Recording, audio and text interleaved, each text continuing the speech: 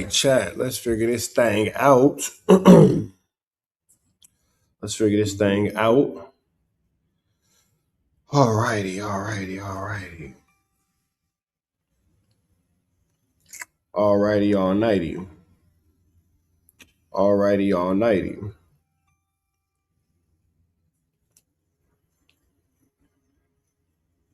All right.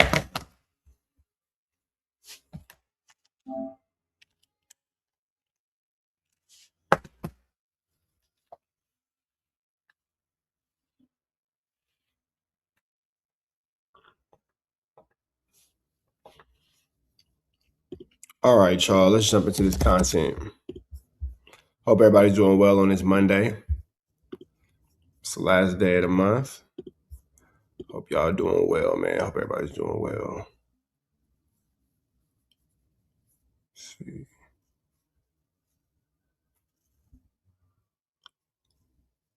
Let's start with here. We drop, and people don't like that.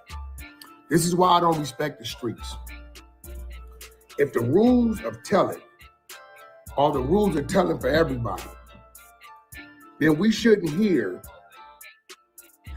"Oh, homie, that's our hood business. That's crazy." All right. So we have, where are we looking at? TS Grand. Shout out to TS Grand. Let's jump into this We content. drop, and people don't like that. This is why I don't respect the streets. If the rules of telling are the rules of telling for everybody, then we shouldn't hear, "Oh, homie, that's our hood business. That's crip business. That's Well, everybody does that. Everybody does politics with the whose business is that, whose business is this. blood business. That's Paul Root business. That's Hoover business."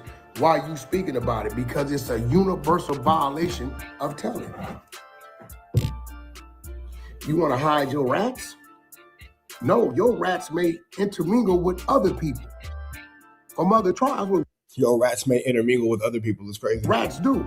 My homies know I'm telling, so let me go over here to the Crips, or go over here to the Bloods, or go over here to the Hoovers, or go over here to this, and do some job, and keep turning people in so I can get That sounds like 600. It actually sounds like 600 in this guy right here. Like, it sounds like he's being very self-reflective. this 88,000 a year.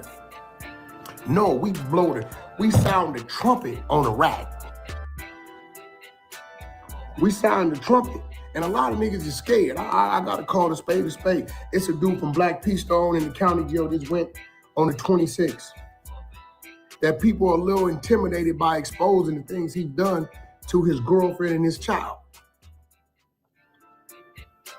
So I That's ugly work. get the fear factor. So they reach out to other people and say, "Hey, can you expose this?" And we see it, we like, "Yo, this is foul play." And then we expose it. Then they say, "Oh, dude exposing." Yeah, but we only exposing violations. Why you don't do something about it? That was the smallest bite anyone has ever taken of an apple. That was a really small. Exposing. Yeah, but Why did he take such a small bite? we only exposing violations. Look at that little bitty baby bite. Like, you got little teeth. Like, why did you nibble on the apple like that? That was weird. But I'm gonna leave it alone after this, but that was an apple nibble. we only exposing violations. Look at this little bitty bite. Like, look at this little bitty tiny bite. Like, bro, what are you, 6? Like, you can't take an adult bite of the apple? Like, it's not even nothing in his mouth. Like, that bite went, Monte, what's the deal? That nigga bit the apple like, that is crazy. Why you don't do something about it? I did. I exposed it. The cat's from where he from? Why do I feel like the apple won that fight? The apple won that exchange? Bro, why do I feel like the apple got the better of that exchange? They did something about it by getting it to me. That nigga went, I did something about it by exposing it. So those people today that still participate in doing other things, then maybe they'll do whatever they do, whatever that may be. Or maybe it might be an alert to the next female or a family member to let them know, "Hey, dude got a mental problem. Y'all may want to watch yourself." Wait, now who has a mental problem? Yeah, Wack dyes his hair too. I dye my hair. Compton Rick Rock dyes his hair. Pun dyes his hair. Adam 22 dyes his hair. Odium Slim don't got no hair. He all big head. I don't think that Munchie B dyes his hair. T-Rail for sure dyes his hair. AD for sure dyes his hair. Everybody, for the most part, in our space dyes their hair. I'm just the only one that'll come out loud in a minute. This dude, Dogface, he started clout chasing on my name on Clubhouse. I don't know this dude. He's a rat. He thinks that talking loud erases the fact that them people in Detroit released your paperwork, your documents tell it. You're a rat. Get mad at me all you want. You ratted. I didn't rat. You ratted. You're a rat. Big U. This dude, Jonah, the same dude that Floyd Mayweather is filing suit against for, doing whatever he did with his money. Jonah's a documented rat. Who the hell is Jonah? Who is Jonah and how did Jonah enter our vicinity? We've never heard the name Jonah before. Jonah's a new one. Let me let y'all know something. Jonah is Jew boy in the paperwork, the Big U and Rico. When people saw Big U was hanging out with Jonah, they called him some Crips and some Jewish people. They informed him that dude got 12 or 13 of these Jewish guys people in the feds. They sent the paperwork. Sheesh. Goodness gracious. Big U said, well, he's my rat now. Now, I'm wondering why Wack is like making up quotes on Big U. Again, the truth is interesting enough. Why does he have to make up quotes and mistruths? That's the part that I don't understand. Like, the truth is way more than interesting. So I don't know why he has to add these stories. I have the documents that they sent Big U. Why are you not showing the documents in? Wack, if you got the documents, why are you not showing the documents? As much flu flammery and skullduggery and larceny as you create in these YouTube spaces and streets, if you had the documents, bro, we know by now that you show the documents. You ain't showing the documents because you ain't got the documents. So what I'm saying is, Big U willingly and knowingly chose to do whatever these things he was doing and bring this dude around his people, knowing he's a rat.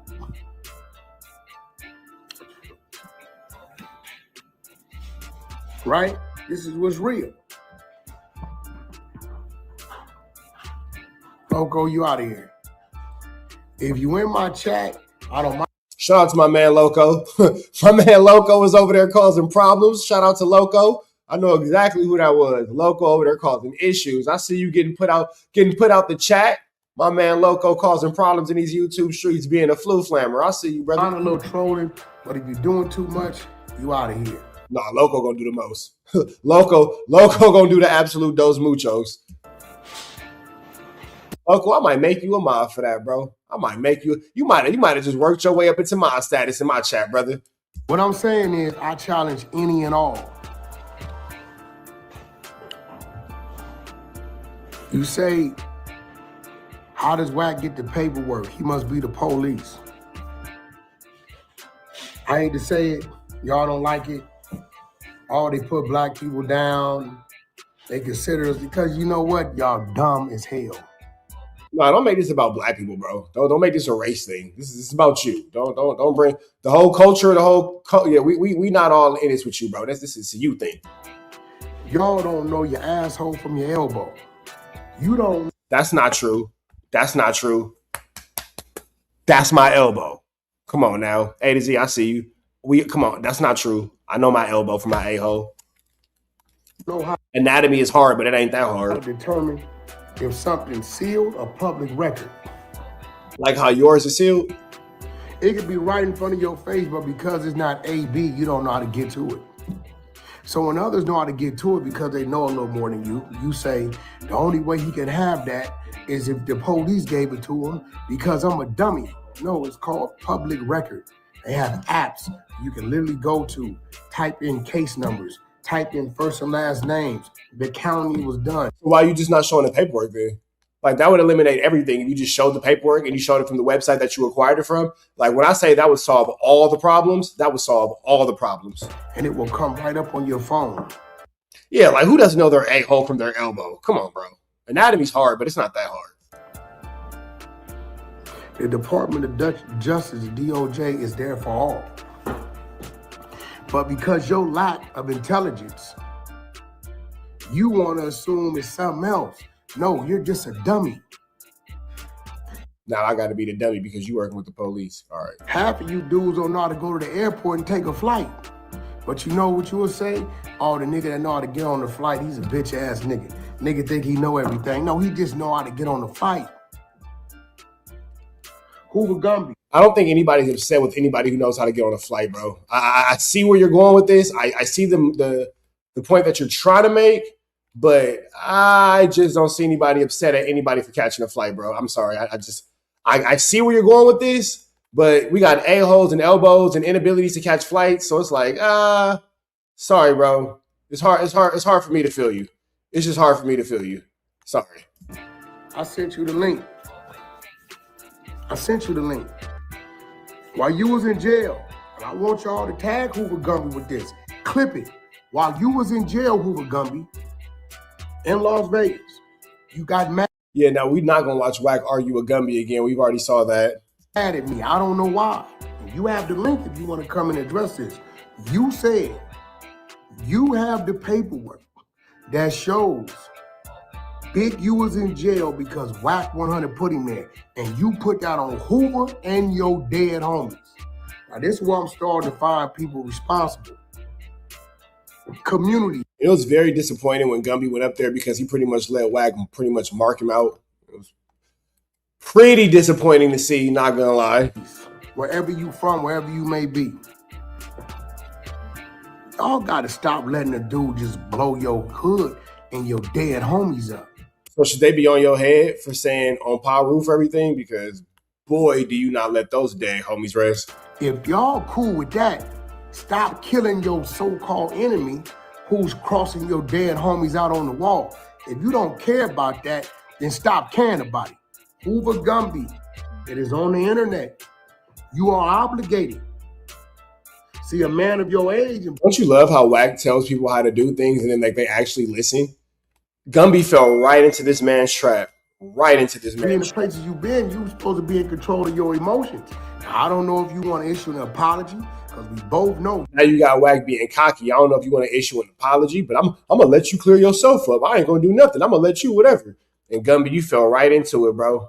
And ended up getting yourself marked out on accident. You cannot produce no document as such.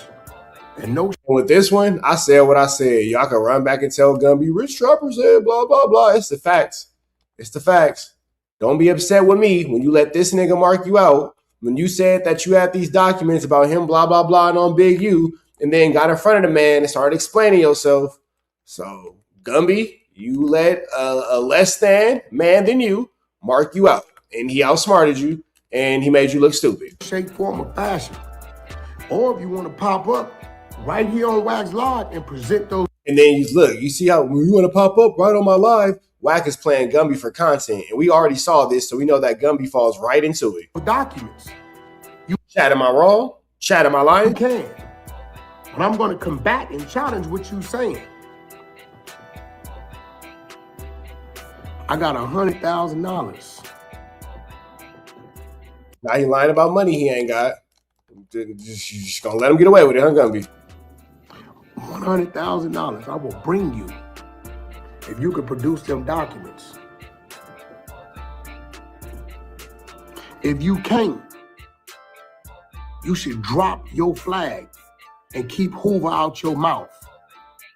Because there's no man on the face of this earth that should make you get that emotional, that you violate, disregard, and disrespect where you from and those that had laid and rested in peace behind it. And I believe your community will stand behind it. Hoover Gumby. This ain't about no fight. And you see, it ain't about no fight, it ain't about no gang banging, but I'm sure your community will stand behind me and not you. Man, look at the twist. Look at the twist. Look at the twist, man.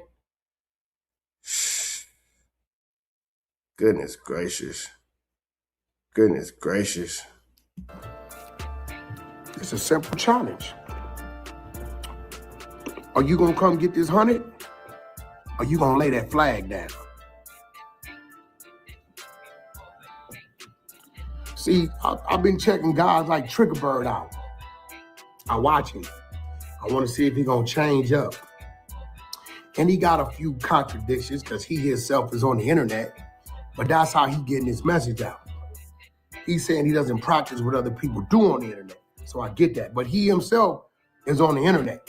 And I think it's just, he don't know how to express himself to the masses.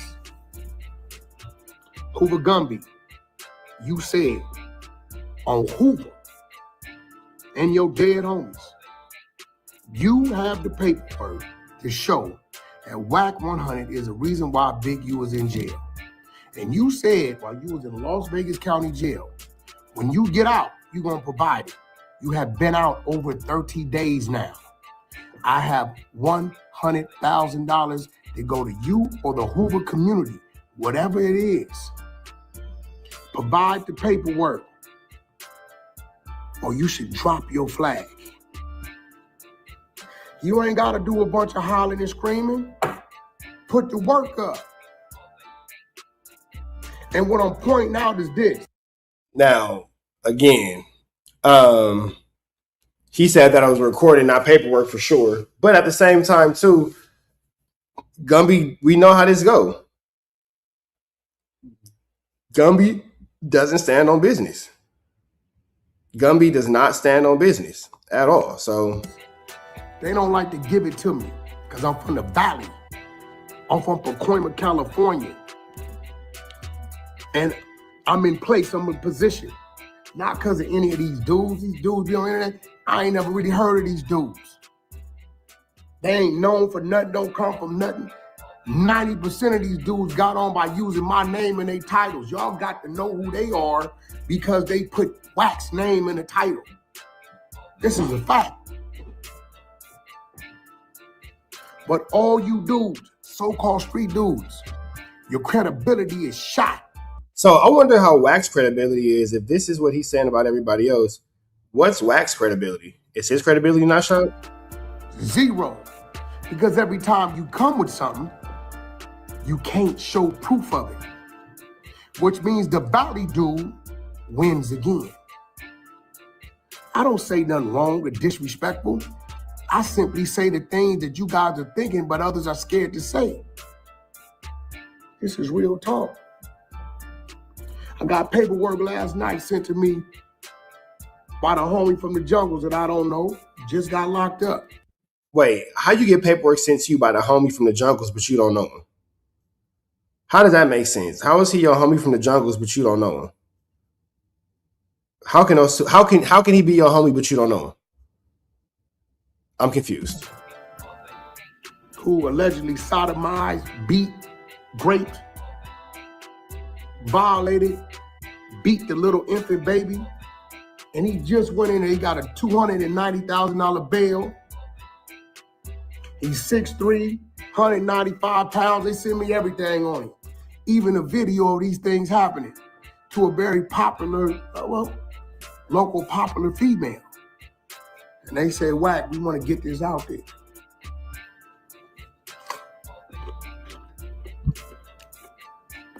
You know, but why does he keep taking such small bites of that apple? That's the part that's most confusing and most disheartening about this whole thing. I feel like the apple is a real victim here. Yeah. I feel like that apple is the biggest victim in all this. I can visually see on the video an individual handling a toddler in an unpleasant way. I can't see the individual's face. And this individual, I don't know personally to know if this is his physical stature, if this is him.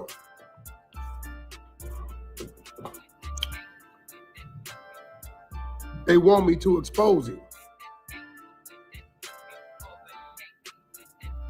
And if I was to expose him, they would say, oh, wow. What the hell are you talking about, bro? Like, what are you even what is even this? Like, bro, what are you talking about? Like, you're just talking to Wack speaking jungle business. But they totally disregarded it's the jungle. Like, y'all give a damn about what Wack has to say about the streets. His street credit is like 6. It sent me the business. I'm not from these neighborhoods. I'm not from these gangs. How do you think I get the information about people from these neighborhoods and in these gangs? Common sense will tell you that the people from the neighborhood and from these gangs who may not have a platform or may be a little fearful of exposing these things, they send it to me. Some of it I agree to. So Wack is now turned on the Bloods, I guess? Is that what you're trying to tell me? Like, you now have like a beef with the Bloods, or I'm confused? Some of it I don't. Some of it I'll pass it on to the almighty Flakko. I don't make y'all wonder. I tell y'all what I give Flakko. But the individuals that is on, they know I don't know them. And they know if they really keep it real with themselves, that it came from their own, from within. So we got Gumby, who dishonored himself as well as the Hoovers. We got Big U, who has done the same. Liars. Now, here's a situation with Wack and Big U that I just will continue to find interesting. You are named in this man's paperwork as a victim. And that is a fact. Like, I am not making this up. I am not, flamming, skullduggan, or any bit of larceny. Wack is named as a victim in this man's case. So as you are named as a victim in this man's case, it's a little hard to believe anything you say about this man to be actual and or factual, considering the fact that you are named as a victim in his case. And you have said for a while now, even as a year ago in an interview with Trap Laura Ross, Adam 22, DJ Academics, and DJ Vlad, that you had no knowledge of being in this man's paperwork in any way, shape, form, or fashion. And the lie detector determined has since proved that that is not an actual fact. That is, in fact, a lie. So with that all being said, it's really hard to hear what you have to say about Big U specifically when you are, in fact, again, a victim in this man's case. I got them so screwed up in the head, they say anything. I got You went and had Eddie Boy file a legal report on Byron Blake, and that's how Byron Blake lost his page, because Eddie Boy physically went to the police to say that his life was in danger because the facts that Byron Blake was putting out about the Big U case shown that you guys were not really being too truthful. And yeah, so that happened too. Mental control of some of these people. I listened to an hour of one of Rockstar's last thing with Dogface and all that. Now, this is what I would say to Wack. Why are you even wasting your time listening to anything that has to do with Rockstar? I don't know about the Dogface guy. I have nothing negative to say about Dogface, but I would wonder, as just being a logical thinking human being, Wack, why are you wasting your time with anything to do with Rockstar when Rockstar is a professional victim who needs a dramatic dental hygienist? Like, he needs a very aggressive dental hygienist. So I'm not really sure why you're worried about the ins and outs, the do's, the don'ts, the will, the won'ts of Rockstar. Not really the most whatever, but okay. And every 12 seconds, somehow Wack did it. Baby Shooter. Wack the reason why Baby Shooter in jail. Rockstar. Well, according to Wack, he's the reason why Baby Shooter got out of jail. So that happened. He ain't never did no time. Oh, Baby Shooter got a county lid, so they kicked him out early.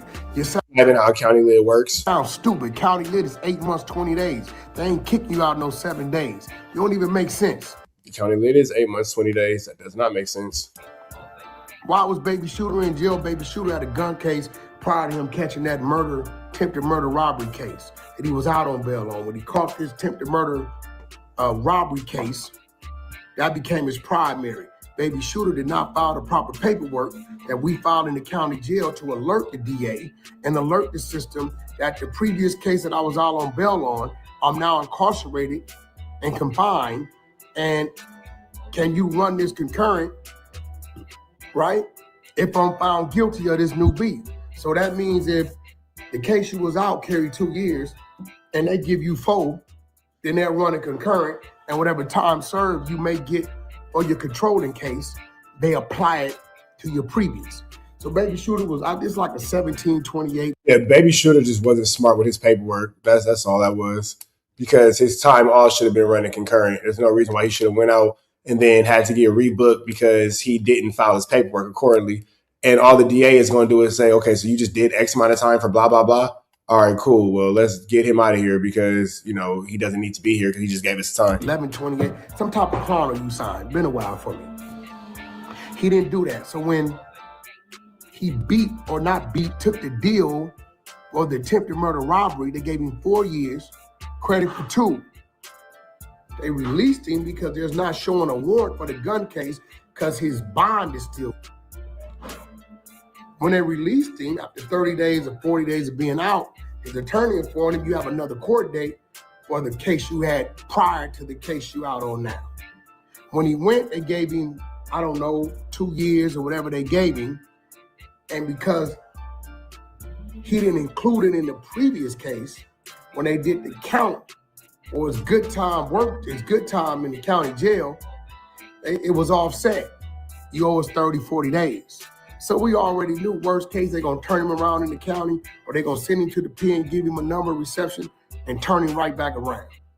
We anticipated Shooter being home July, late July, mid-July, or at best June. Shooter goes in LA County. The dude Shooter is not the smartest at all. Like, it's just, yeah, whatever. 2 years in LA County. When Shooter went the first time, he wasn't the same Shooter that he came back. He got out, checked a few million, hit a few chicks that everybody knew, had a few viral headlines on Instagram. So here comes the clout. These same people that was on the phones identifying themselves was catching the chain to go to court and holding tanks with Baby Shooter. When he just came home, they never had problems. But now this is the Shooter with the clout. See, when things happen in the county jail that happen to get away, you don't call on the phone and say, hey, record this jail call on your cell phone, audio. That's why there's no video. Well, yeah, because it's in the LA County jail. There's nobody who can make a video in the LA County jail. That doesn't make sense for anybody to be able to make a video in the LA County jail. That is illogical. But they call from the jail phone, ask somebody on nothing and record. And do that. Chasing clout. It wasn't that he was a gangster. It wasn't none of that. This clout is like cocaine. It's dangerous. It's addicting to some of those people that never had the attention. See, in my life, I've always had some light. I was always captain of the football team. Nigga, yeah, right. Yeah, right. And now you're just quoting me. Stop, boy. First of all, you said that you was moved from the penitentiary as a child, from the juvenile system as a child directly into the penitentiary. You said that you didn't even go to the LA County jail.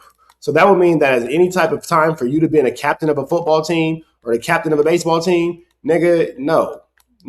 And then I'm the only person in our space that said a lot of you dudes have never had any type of accolades outside of being on No Jumper. That's why you think No Jumper is a thing for you. You've never been a captain of a football team. You've never had a trophy for winning a swimming competition. You've never won a spelling bee. Science fairs was not your thing, bro. Science fairs were not your thing. And despite the fact of all things, you know, you guys get on the internet and you make it seem like you're just this whole whatever that you're not. And I made that abundantly clear that a lot of people in our space operate on that level. So when Wack is regurgitating literally a Trap News Network quote, number one, stop watching my page and quoting me because that makes me uncomfortable. I don't like that. Don't do that again. Number two, it's just like, bro, when the hell was you doing any of these things? Because let you tell it, you've been in jail since you were born. Basketball team. And then who's going to, come on, bro, you mean to tell me Wack at a staggering 5'5", brown eyes with thick thighs was a captain of a basketball team? You mean to tell me at a staggering 5'5", brown eyes with thick thighs, he was a captain of a basketball team? Come on, bro. Nigga, you could have said wrestling. You could have said wrestling. You could even said baseball. You even said baseball, bro. You could have said football. We could have got you that. You mean to tell me? Come on, bro. We ain't never seen a nigga 5'5", brown eyes with thick thighs, the captain of a basketball team, bro. That's you're just saying things now. In my division, I came in first place in the 100 to 220 in the long jump. Nigga, a nigga less than whack. You don't got long legs. How you gonna do a long jump but you ain't had long legs? Come on, bro. Come on, bro. Whack. You just saying anything, brother. You're just saying anything, brother. You're just saying anything, brother. We don't. That's what we don't believe. You was on a long jump. The long jump. I don't know how many of you guys know sports, but if you know sports, you understand exactly why I'm saying, nigga, the long jump. This nigga's just saying anything, bro. Oh, chat. He's literally just saying anything at this point. 40 relay, I was the anchor. Pop Warner football, I was the one that scored the game-winning touchdown. Okay, now that makes sense. Pop Warner football, game-winning touchdown, go to whack. Now that I can see.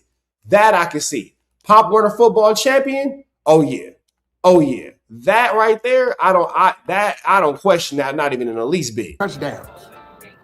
We do believe that you had the highlight of your career in your sports career when you were 7.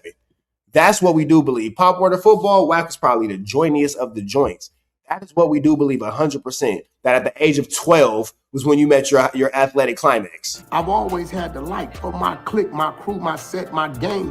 When I was a gangbanger many moons ago, I was talked about in my neighborhood. I had clean cars, clean vehicles, things other people didn't have. Had the jury, had everything. I've always had the light. So when it comes to a social media, don't mean nothing to me. When I entered the trucking game, I had a Peterbilt, long nose, 379, 10-inch stacks, triple blackout, murdered out, drop seats, beat, big motor, 680 to the back. Whatever lane I've been in, I've always been that. Given life, do you believe that Wack was ever captain of a basketball team? Based off the physical attributes you know of Wack 100 right now, because you just came into this chat, Given life, would you ever believe that Wack was the captain of a basketball team? So I'm not starving for the attention, and it really don't do nothing for me. Unless it's my children showing me admiration and appreciation on my woman, right? Showing me compassion, right? The rest really don't move me. I don't trip at funerals because I understand with life comes death. So a number or to say, oh, you viral, man, I don't care about that. That's why my channel, I got over 50,000 subs. I may drop once every 2-3 months, if that. I can work my channel. I can call Flakko. Flakko set me up with the team, give me some topics. My woman is very creative. She does editing. I could be dropping 4-5 clips a day, every day. The things I know, the information I give, I go to Clubhouse and give it to my team for free. Clubhouse TV, Ray Gibbs TV, people like that, and allow them to put it up on their socials and let them eat. I can pump content all day, every day. That's not true. Wack takes a part of their monetization. The dudes have already made that clear. I'm not going to say who, but there's somebody really upset with Wack right now out of one of those 2 names he just named. One of them has recently been in contact with me. When I say recently, I mean like in the last 48 hours. And they're upset because Wack takes a percentage of what's going on off their monetization, and they're really upset about that. So just throwing that out there into the universe. It's just a tool, a toy, something I do to pass some time. Right now, I got till 12 o'clock before I got to drive Miss Rakita around and run a few errands as she gets her hair done and things of that nature. So I said, well, can't drive herself. Let me go ahead on and build with the YouTube streets. I got my workers in here. They doing work, and throughout the house, So I said, well, let me go build. I got a few minutes. But I'm here to address it. Baby Shooter, they say that Wack's the reason why this happened to Baby Shooter. The reason why this happened to Baby Shooter, because Baby Shooter got a name and a rep, and they're chasing clout. Them dudes in there don't get no brownie points from me. You ain't do nothing. He made it out of there. No, he didn't go to medical. His throat ain't slit. He got a shoulder problem. He got a sling. He pulled up in a Range Rover with a nice looking young lady and a pocket full of money, which we had an argument about, because I keep telling him, stop riding around with a pocket full of money. Keep your bank debit card on you. Now, riding around with a pocket full of money is an amateur situation for sure. The smile. Holding money on you is a lot. I don't know why people are carrying cash in 2026. Wack, do you think Baby Shooter did some busted shit? That's what y'all saying, right? No. I think Baby Shooter did what he had to do to survive at the time. Wack, why you ain't going at Baby Shooter? Because Baby Shooter is my partner. That's right, Wag. Admit that you selected politic, and that's right. I don't go at my partners. Wack, are you going to address Baby Shooter? Definitely. Sunday, 12 noon, the Adam and Wack Show. Tune in. I addressed him as a homeboy should.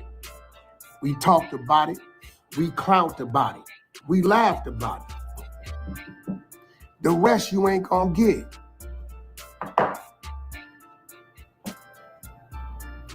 That's Baby Shooter. That's my partner. What do y'all don't understand? Is it the fact that you guys don't have family, your friends, and comrades? Yeah, Wack is just letting you know that he's going to politic on behalf of Baby Shooter in a way that he feels is accurate. You feel me? How much more time we got until Gumby pop in? We got about 9 more minutes. I don't care about what Gumby has to say because Gumby went outside. That you don't have a relationship that you with him. Baby Shooter on 4XTRAZ Avalon is my partner. And I can care less about what y'all think his actions was. That's his actions. He got home. I'd rather I hear him holler and scream on the phone and see him in person, able to shake his hand, than me face his mama and have to help bury the man. Now, that is true. That is true. I can give him that. Having Baby Shooter as content is better than having Baby Shooter on a t-shirt. I don't want none of my homeboys to be that tough to where it's game over. Always execute living to fight another day. Because everybody that say they that tough, to take murder instead of little embarrassment and getting to safety, they're lying. We all as human beings know they're lying. I know some tough gangster niggas who got that thing put to their brain and told, take it off. And they took it off. What happened to being tough? What the hell does that have to do with anything? I'm so confused about what the hell you're saying. He did the right thing. If all you want is for me to stroke your ego, because it's 10 of y'all must have been scared of Shooter. Give a nigga his head up. I guarantee you, if 4XTRAZ would have been in there, I guarantee you, and I feel I can speak on it. 4XTRAZ, a Jab 5, any of these dudes that we've been hearing coming up in the county over the last 5-10 years doing their thing, would not have been afraid to give him a fade. They'd have gave him his fade. Shout out Rich Rabbit. Close the trunk. He been opening the trunk. All right, man. So we finna get up out of here to the next one. Chat, y'all saying kick it because we got some more things to go into. Y'all know the deal, though. You feel me? You feel me? We're going to continue on. We're going to continue on. We're going to continue on.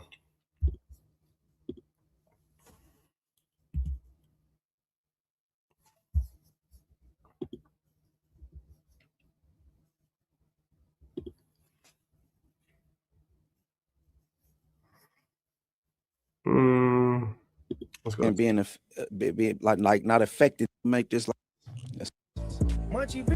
Yo, it's tomorrow's over money. That's all that said. And I'm back in the mayor's office. But yeah, rewind this. That QR code in the beginning. Scan that. Get some free cash. Hit the link on the top of the comment section or in my community tab. Let's do it up. Get some free cash. But yeah, man. I'm gonna make this like let me see. I only got a couple more weeks of this type of content, bro, because it's starting to get tiring, making my brain tired, bro. because these dudes is weird on this internet, bro. And what I noticed, you know what I'm saying, it ain't like how back in the days when Menace to Society, Boys in the Hood, the movie Colors, South Central, all the movies, they made movies and off our reality, you know what I'm saying? But now it seems like the internet is That nigga said if Munchie B's a mayor, he need to be impeached. That's hilarious. making the rules instead of the streets. The internet is setting trends instead of the streets. You know what I mean? It seems like the streets ain't you know what I'm saying, being like not affecting things like it used to. You know what I mean? Instead, you got internet dudes, they making reputations off the internet. You know what I mean? Leave Rockstar out of this. People judging whether they really gangster like that off of what they see on Instagram or on YouTube. So, you know, you got people running around. You know what I'm saying? I ain't even saying recording, whooping nobody out. All right, you trying to embarrass them, but like you recording yourself in somebody's hood, driving through somebody's hood. But see, this is where Munchie B is always contradicting, because what was that when you called your homeboy to try to tell a story on me that wasn't true? Is that not the same thing? I don't know. I get where it'll always be like, oh, Rich Trapper doesn't like Munchie B. I could give a damn about Munchie B. All I know is he has a lot of rules and standards where they weren't followed in my dealings with him. How he deals with everybody else and deals with other people, his business. But in my dealings with Munchie B and conversations about me and speculations about me, oh no, he's not withholding himself or his homies to the same standards that he's holding everybody else to. At all. You feel me? So it's just hard for me specifically to hear all this blah, blah, blah, blah, blah, blah, because he's a selective dirty politicker. You know what I mean? Like, because you still ain't said nothing to Scrooge. Scrooge made it clear how he felt about you. Nothing at all. And I know you seen it. I know you heard it. Saying nothing to Scrooge. Nothing about the homies who you got that's with almighty suspect in protective custody. Nothing about how whoever you was dealing with in the county jail was on your helmet and Young and Hefe had to come save you. Just saying, we don't hear anything about that. Just, you know, whatever. you know, that's receipts for the DA. You know what I mean? So what if somebody want to dribble back on y'all after y'all inflicted up in this dude community? You know, the police be like, nobody's dribbling back on anything, bro. Everybody's on the internet. Nobody's dribbling back on anything. The so and so. The whole aspect of these dudes getting cracking and coming back on the internet, we see that that's not a thing. Like, we have to stop holding up to these false fantasies. We have to stop. We're grown men. We have to live in reality. Nobody's going to do anything on the internet, bro. Nobody's going to do anything on the internet. It's all for clout. It's all for content. It's all for the clicks and the ticks. It's all for the oohs and the views. And the so-and-so bloods. Yeah, he was over there in their hood, so you better watch out. He might come back, and they sitting on the back street waiting on the car to let Jackie and get behind them. It just, man, it's too much goofy shit, bro. But then you'll have DC Baby Draco, king of the goofy-ish, on your platform to talk bad about Chunky Barbie, a woman who y'all were both interested in. So again, like, it just doesn't really make sense, because how are you so sick of the goofiness, but then you go sit down with it and have an interview with it? You're so sick of goofy activity that you sit down with King Goof. You sit down with King Goof. Couldn't be more goofy if he had a job at Disneyland. You sit down with the King Goof and did this content, but you're sick of it. Okay, I guess. Too much game goofy shit, bro. Then I, again, just wouldn't understand why you even platform a person like DC Baby Draco, but all right. But then make it clear that hood vlogs and all that kind of stuff is not allowed in your community, but you got DC Baby Draco up there. I really don't understand. Outside of talking about Chunky Barbie for an hour, what did y'all even talk about? Then I'm just hating. I'm hating the fact that I can't think of not one person, I don't care who you is, bro, blood or crip, that do content from jail, that I'm feeling it, bro, because it seemed like you got to overcompensate. Since you're not here in the flesh, you put extras on shit, or, you know what I'm saying? Well, whatever, bro. Whatever. And then you got people like Whack 100, bro. Ain't no way in the world if, or look, ain't no way in the world any bloods should be having internet beef when y'all could pull up in each other's hoods easy. The only reason Only reason why me and that dude Baby Bray's going back and forth like this is because he's not out. But then see, here go the thing though. In other circumstances, I've heard you volunteer people for fades. Volunteer people for fades. You're into it with this person. Well, so and so can pull up and get the fade, or so and so can do that. Blah blah blah this and blah blah blah that. If you out, why don't you get down with one of his homies that's free? If he in, why don't you get down with one of your homies that's incarcerated? And then that could be the end of that situation. Am I tripping, or is that a logical piece of logic? If he's out, if you're out, you can link up with one of his homies, and that's on a free world. And y'all can get y'all issue out the way. And if he's in, y'all could, set it up on the yards where one of y'all homies who's in there, they can get that out the way, and we don't got to hear about this no more. Only reason. But to people like Wack, if you this G like that, you should be able to just pull up in the Inglewood families and state your grievance. Oh, the little nigga talk too much. Oh, But then at the same time, why you just don't go to Pacoima and state your grievance? Like, I don't understand, bro. Like, these politics just come and go. If that's the case, man, take yourself to, because this is what we know. Wack's not going to nobody's hood, bro. Like, I'm at this point, we all know what Wack is and what he's not. More importantly, what he's not. So I'm tired of living in these fantasies, fool. Like, am I the only one that's tired of living in the land of make-believe when it comes to these issues and it comes to these problems and given scenarios that we all know is never going to happen? We all know that Wack is not finna go to the Inglewood families to do nothing with you, Munchie B. We all know this, bro. It's a fact. Like, it's not even a question at this point. It's a well-documented fact. It is a well-documented fact. Wack is not going to do anything to try to cost you or anyone else. So should you want this issue, instead of telling us what Wack could do, tell us a story about how you pulled up in Wack's head to go find it.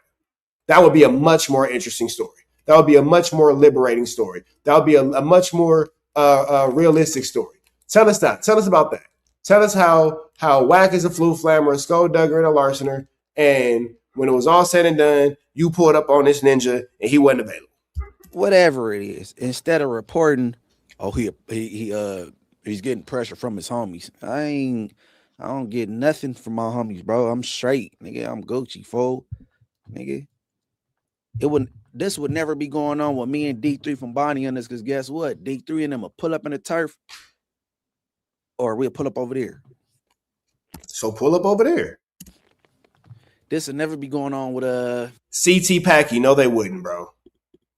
Trust me. No, they wouldn't. No, they wouldn't. Don't believe the hype, bro. No, they wouldn't. No, they wouldn't. When niggas was firing on all cylinders, they wasn't effective like that, bro. No, it wouldn't, bro. No, No, it wouldn't, bro. No, it wouldn't. It'll look exactly the same. It'll look exactly the same. I promise you, it will look exactly the same. Don't believe the hype, bro. Don't believe the hype. The only real unalivers is dead or in jail, fool. And don't nobody want to be unalive, and don't nobody want to go to jail. It's all hype. It's all hype. It's all hype. It's all content. Nobody's going to actually do anything to anybody. When I pull up on people, niggas say I'm doing too much or I'm clout chasing and all that kind of stuff, blah, blah, blah. But then everybody go on the phone or go on the camera, pull their phones out, pull their cameras out, and talk about what they wish somebody else would do. I'm telling you, I'm not, man, CT Packy. You don't see, your thing is I don't know. I'm telling you what I know from experience. I'm telling you what I know from experience. Trust me. Trust me. We'll talk. Just bring it back up after this video, CT Packy, and we'll unpack it. shit. Even G Uno. Shout out to G Uno. Niggas will pull up in the treetops, or the treetops will tap in. Bombs and G Uno. Project Bo. Even though I ran across something I'm not liking, you know what I mean? But me and Project Bo would never be going back and forth on the internet because we'll pull up in the lows. Or, Project Bo will pull up in the turf. So even though I just ran across something that's very suspicious and I'm not feeling it, but I'm not going to make it an internet thing with Project Bo because we know each other, we know where each other at. Big shout out to Project Bo. Now, again, here's the thing. I'm very aware of what he's talking about. Should he want to bring it up is what he wants to talk about. Should he not want to bring it up? It's not what he wants to talk about. I'm very biased to my homies. I don't talk bad about 4XTRAZ. I don't talk bad about Spody Face. I don't talk bad about Brick Baby. I talk crazy about ODM Slim. I ain't gonna lie, but I'm press y'all if y'all ever do. And I apologized and took accountability for talking too crazy about ODM Slim. I don't talk bad about Spider Loc. Who else out there? Whatever, blah, blah. When it comes to my homies, I play the politics. I play the politics. I play the politics. I play the politics, as we all do. But on the same token, I'm not over here Flu, Flamingo, Duggan, and Larson like I don't. So when Munchie B is playing the politics with his homies and he feels like he doesn't want to talk bad about Project Bo, I'm not mad at that. Because I don't talk bad about my homies either. And that's what it is. But I did run across something that I didn't like, bro, on the dead homies, and that shit ain't Bo. But, and then you got this dude from Shotgun that I met once in my life, right? Nigga told me his relatives from the hood that, you know, he got a baby by this girl, you know what I'm saying, a son. And I'm thinking like, okay, well, I know her baby daddy. That's the homie from NHP. And what up, Keith? Shit, I fucked her before. I'm like, okay, but I'm not gonna say. Goodness gracious, disrespectful. You know, I'm like, okay. One time, then I like this fool. I like 2 of his videos and followed him. Then the next morning, he got a story about me on Inglewood family. Ah, bro. And then the dude Harold, bro. This dude. Now Harold is going crazy. I think that he married Damn Homie and then got like broken up with by Damn Homie. And then like now him and like Damn Homie and a Yasayut are on Instagram fighting and arguing over Yasayushin. The dude Harold has a lot going on. Harold is on his post playing a phone call off of Instagram, a phone call between me and him, like that proves something. And when it didn't prove anything. I'm not gonna lie. It didn't prove anything. I'm not really sure what the point of him playing that conversation with him and Munchie B was, but it didn't prove anything. His homies from BPS gets in the comments and basically stamped what I've said already. You know what I mean? I'm just over these internet dudes, bro. Like, why do we care about them? Like, why do we care about this? One dude on the internet who we don't know, who's incarcerated. Let's really hear how this sounds. You have Harold, who's incarcerated. He's not coming home anytime soon. Making comments about Munchie B, who's free, who should continue to be free. That's that. And then you have some other random person who we don't know in the comments co-signing what the free nigga, I guess, is saying about the nigga who's incarcerated. Why do we care? Why do we care? Why do we care? Why do we care? Why do we care? My question will continue to be, why are we not, just doing better and bigger things with our lives? Like, why do we care about this? Bro, but the same dude, Harold from Black. This whole thing is turkey nuts, honestly. Blackstone, right? I don't even want to say from Blackstone. I never even asked any BPSs about him because I don't even care, bro. But he get in this internet relationship with Damn Homie, Yeah, that shit is wild. That's barbonicles. That's his girlfriend. Then, a flick come up or something, I think they supposed to have been married. So, I mean, things. That was absolutely, when I say barbonicles, barbonicles. But, hey, man, Damn Homie, do what you got to do to get through. Go bad with them too. You know what I mean? So now you arguing with a Yasayu. Something come across my desk. But I'm like, all right, hold on. Before I get into that, I'll give more context after this. All right, go ahead. And I will stand on everything. Okay. This is Damn Homie arguing with a Yasayu. You won't. You know that. No, you won't. You're going to stand on the fact that if you had life in jail, you would fuck with a tranny? Yes, from the dead homie. Well, let's see. Let's see. What? Let's see it is crazy. Wild work.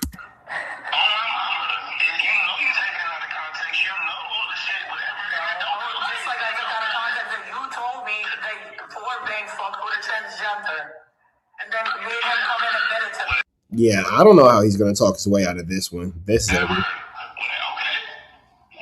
look like an entertainer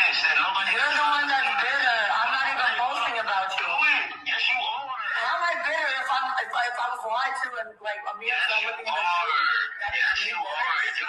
If you're not a relative or homie, I really don't care what you think while being in the pen. But then even still too, like how much do you care about that? Like at what point do you not even care about what they have to say? Because they're in the penitentiary and you're free. Or, you know, whatever the case may be. Like how much does another person's thought or opinion even matter when you're in jail for real?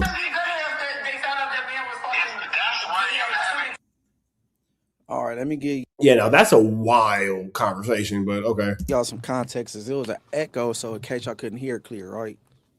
No, we heard it clear. He said that if he had life, he be smacking the man boy. Damn homie asked Harold, He be knocking down the man bear pig for sure. so you would stand on the fact if you got life, you a FUCK on a transgender. He said, yeah, I'll stand on it. She say, let's see. He said, let's see. So, okay. Now, this whole thing That is a wild conversation. is that his celly, the Fobang dude that's, I ain't gonna even say from Crenshaw Mafia, because I talked to the Crenshaw Mafias and they want nothing to do with him. So Fobang from Crenshaw Mafia, evidently, when he first got to that PCR, he fucked the transmission. Whoa. Not gonna whoa. Just gonna keep going past Fuck the transmission. Gonna keep going past that. Harold is basically saying, if you blast that, you just gonna sound like you bitter, a bitter bitch or whatever. But you know, Harold is trying to defend that or whatever by saying, shit, if I had life, I'd do it up on one too. But I don't think Fobang got life. He just got a cool little minute to do, and I think Harold got Jesus. It's a lot of blood on blood crime going on right here. Goodness gracious. It's a lot of blood on blood crime going on right here. This is crazy. a few years left. But these dudes, bro, the dudes that try to speak up on me, it be crazy. The shit they got going on is bad enough. Yeah, this is wildly uncomfortable. It's wildly uncomfortable. Enough you on a PCR. You in a cell with a nigga that then fuck the transmission. And then you say, if you have life, you'll do the same thing. Come on, man. I can't with these niggas, dude. I can't, dude. Hey, look. And on top of that, I don't want to. That's why I said, look, I only got a couple more weeks of this type of content, and I'm about to switch it up and do strictly interviews because this shit is getting tiring. And then it look away if I'm going back and forth with niggas like this. You know what I'm saying? Munchie B's not going to do it. He's going to try to do interviews for a little bit and then realize quickly that it doesn't work. And that's not what the type of content that his people came to see. And it's going to be hard for him to transition into that. I'm not going to say it's going to be impossible, but I am going to say that he's not going to start off extremely successful on it because we only care about hearing him really talk about gang and gang-related politics. That's what he kind of came in on. That's kind of what people know him for. I get that people can make transitions. I hope that I'm wrong. But if I'm a gambling man, I'm willing to bet that he'll spend a couple weeks talking about more positive and more, I guess, traditional things, realize that it doesn't match the viewership of what he was once getting and go back to talking about the gang stuff and all that because that is, in fact, what makes the money. It ain't good. It ain't good, bro. It ain't good, but I'm just trying to figure out,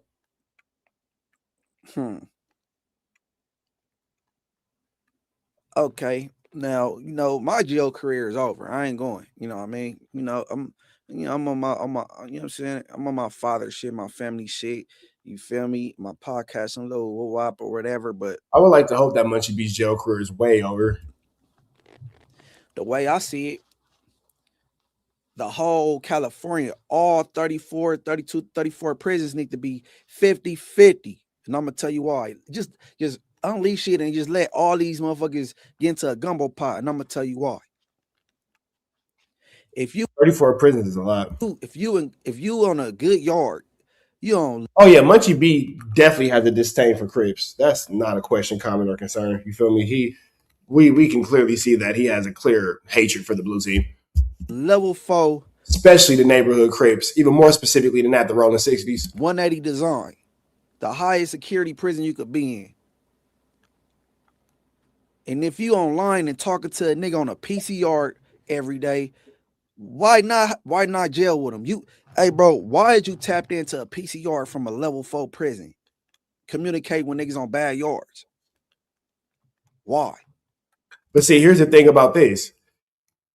if your jail career is over, why do you care about this? If you're telling us, hey, my jail career is over, I'm above jail, I'm blah, blah, blah, and then you go in to complain about what's going on in jail, well, nigga, go catch a case and solve the problem. If what's going on in the jail bothers you so much, go catch a case, go to jail, and go in there and politic. Go show them how it's done. You go show them how to be the best blood. That's it. Simple like that. No question, no comment, no concern. If what's going on in the jail is so detrimental and you're not feeling it and they're not doing it right and you got such a better way to do it, why don't you just go out there, go ahead and commit you a crime, and you can be in there. You feel me? And you can show them niggas the best way to do gang-related activity and criminal activity. Cause Baby Braze communicated with J Hood damn near his whole time in prison and still do since he out.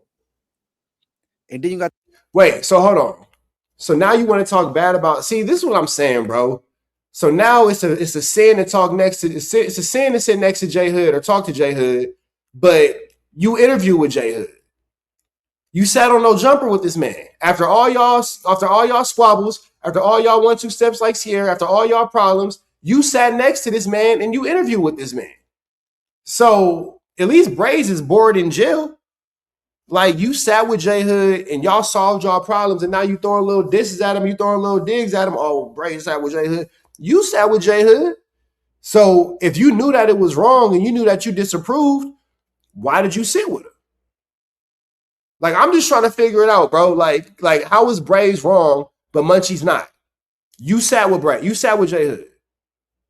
I mean, we already know that he's money over morals, and I ain't mad at it. Get your chili. You feel me? Get your chili. I'm never mad at it. Go get your chili pot. But am I tripping? Sat with him twice. But now it's a problem for Braze to have communication with the same person who you physically sat with? I don't understand. I just don't understand why it's wrong for Braze and why it's not wrong for Munchie B. this dude from Shotgun. He make up this dumbass piece of content on Selective outrage is crazy. his Instagram, and he's a collaborator or tagged Harold, and Harold's on the PCR. So what's the point of even, bro? What's the point? I'm lost. Based off that and what he's saying, he should have never sat with J Hood. Am I reading this right?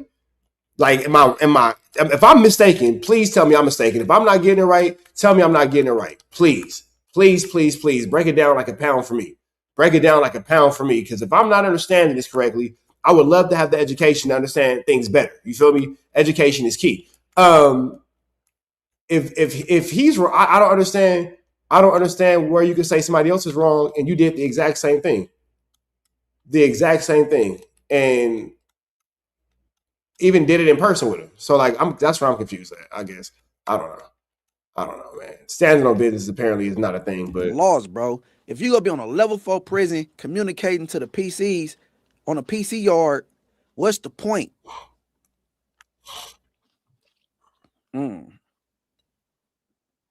Oh no, man. This shit is getting weak. You know, I'm confused too. We're all confused, it seems like. You know what I'm saying? This shit getting weak and yeah, because I'm not understanding why. Like, this is why I don't understand why it's such a problem. Nigga, you did it. So what are you mad at? Like, that's the part where I'm confused. What you're saying is wrong is what you actually did willingly in the free world.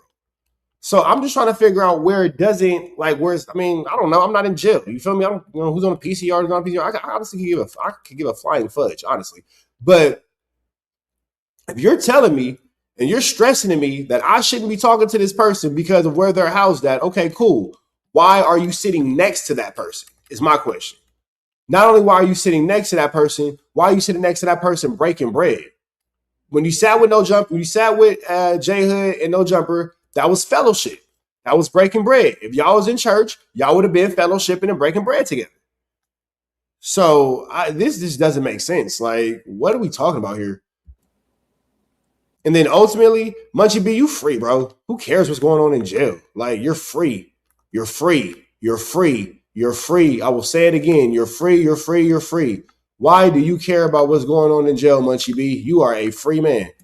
and I'm like, look, bro, First of all, Yous is not a slave no more, brother. Yous is free. okay, I guess the dude Harold wasn't married to damn homie, right?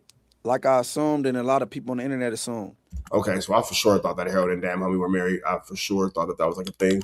I did not know that was a flu flam. I thought that was a real thing. I thought that Harold had married Damn Homie. But I'm like, shit. I'm thinking he about to get some family visits. He about to get some conjugals and have some sex. The man can't even get conjugals, bro. The man can't even get what? Shit. I'm thinking he about to get some family visits. He about to get some conjugals and have some sex. The man can't even get conjugals, bro. Can't even get conjugals? Man can't even get no conjugals, huh? Man. Conjugals and have some sex. The man can't even get conjugals, bro. Man can't even get no conjugals. No conjugals. Conjugals? Conjugals with a J. Okay. Because he got a foul case in his past. Hypocrisy is a new pair of Jordans for sure. This man got a grape charge in his jacket, right? So he can't get conjugals or family visits because he got a grape charge in the past. But he's not on Megan's law because in California, if you catch a grape charge as a juvenile, you're not forced to register as a sex offender because it happened as a minor. So he's not in the registry. Or I would have had that receipt too. Y'all know how I be coming. But man, look, bro, I ain't got time for none of these weirdos on the internet, bro. Especially if you a blood, especially if you a blood on the streets. Because if you a blood on the streets and you got any back and forth with me, you must not be in good standings in your hood, or you will be able to pull up where I'm at, or we could whoop over there to your hood. Period. I'm just speaking if you was a blood, but other than that, man, look, bro, I'm about to be off this little BS with these weirdos because I can't play the weird games people play. You know what I'm saying? I can't play the police games, Poetic Federal and Winnie 100 play. You feel me? On Inglewood, bro. They the type that find out some shit I did in motherfucking 12th grade, nigga, and I'll be in jail for it next week. Nigga fucking with these niggas, bro. Like, nigga, that ain't. Hey, am I tripping? Or do a lot of niggas figure out ways to kind of back out of beef with whack without ever having to do anything? Am I tripping? Or do a lot of I'm gonna just leave it alone. I'm gonna just let them have it. I'm just let them have it. Like, no, stand on business, bro. No, stand on business. No, you don't let them have it. You don't let evil prevail. You don't let evil doers prevail. What if Batman had that attitude? Gotham City would be a horrible place. No, bro. Like, am I tripping? Or a lot of dudes like, oh, I'm gonna just let them have it. You can't beat these dudes. I'm about to figure out a way to beat them. Be smart. It's not hard. You feel me? Like we're not dealing with like top tier level of thinking individuals, bro. We're not sitting here, man. Niggas got a good pullout game. Niggas got good pullout game. Like not trying to catch a baby off a one night stand. Man, niggas got a good pullout game. Like trying not to have a baby off a one night stand, boy. Like, man, eventually everybody gets spooked away. Everybody, I'm gonna just let him have it. I ain't finna say nothing else about the dude, man. He got it. You can't beat him on the internet. It always comes down to that, bro. So why even say something about him? Why bring him up? If you're not gonna go to his hood, you're not gonna get down with him. You're not gonna blah blah. And I've done everything that I'm suggesting. I done been over there. I done called out fades.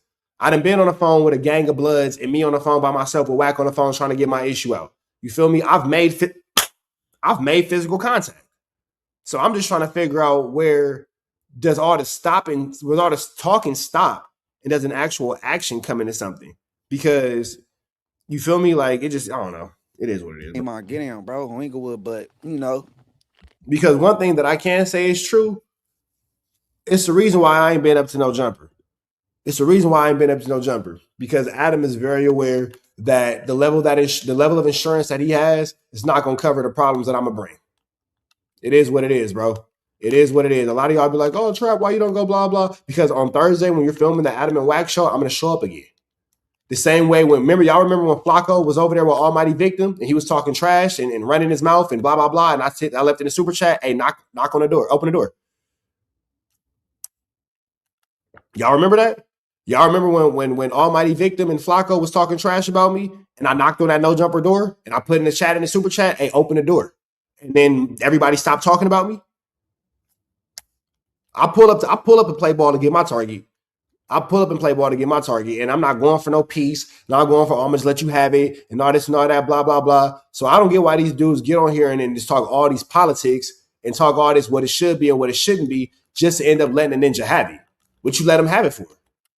Why? No, we're going to just let him have it. I ain't tripping no more. No, trip, and trip hard. Because if you're talking about this person's talking about you, and it's all these issues, why are we not tripping? Why are we not handling the situation? Why are we not getting issues out the way? Why are we not settling the score? Why are we not upping this? Why are we not? I don't know, bro. Maybe that's just my way of thinking of things. Maybe, I don't know, bro. But I don't know. It seems like niggas always find an excuse to fall off. Whatever, though, man. But there we go there, bro. With that all being said, man, I don't know what to make of that, but what I do know is niggas always falling off, bro. Like, man, finish the mission, fool. CT Packy, are you here? CT Packy, are you here? CT Packy, are you here? Let me know something, CT Packy.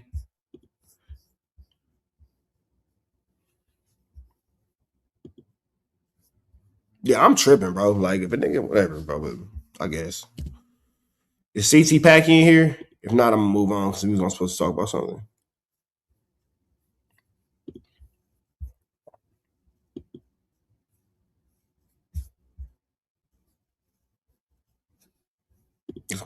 So, number one, I just want to start this off by saying that I do apologize for any hurt that I put on you at that point when you were in a very, compromised situation and everything like that. I was trying to manage the situation as good as I could. I didn't want to offend you. It didn't come. Hey, at least Adam came out and apologized. The first thing he did was apologize. So, I mean, you got to give him that. From a place of me wanting to make your situation any worse than it already was. I have always had love for you. I do view you as a friend. I've always had respect for you. And for sure, in that moment, if I had known that by even letting them get it, like from my perspective, it was kind of minor. The shit that Munchie and King Pill said, I thought what they said was kind of minor. And I thought that my reaction by I still stand by the fact that I didn't laugh. I smirked. I maybe I was trying to roll with the podcast and shit like that, but I wasn't in that moment. I didn't think that this was anything. What you smirking for, Adam? That you were going to be offended by. I thought that you were going to kind of understand that you are a set tripper, and these are two people that you had basically dissed previously to that. So I kind of thought that it was fair that they had. Look, I don't give a. But they really had the lightest little jokes about the situation. Look, I don't give a fuck what nobody say. Right. I don't give a fuck about what nobody say. It's the point is about when my life is about to be taken. And right there that I with letting it go on, letting them say it. Well, he ain't tripping on what the enemy said. He's tripping on the fact that Adam,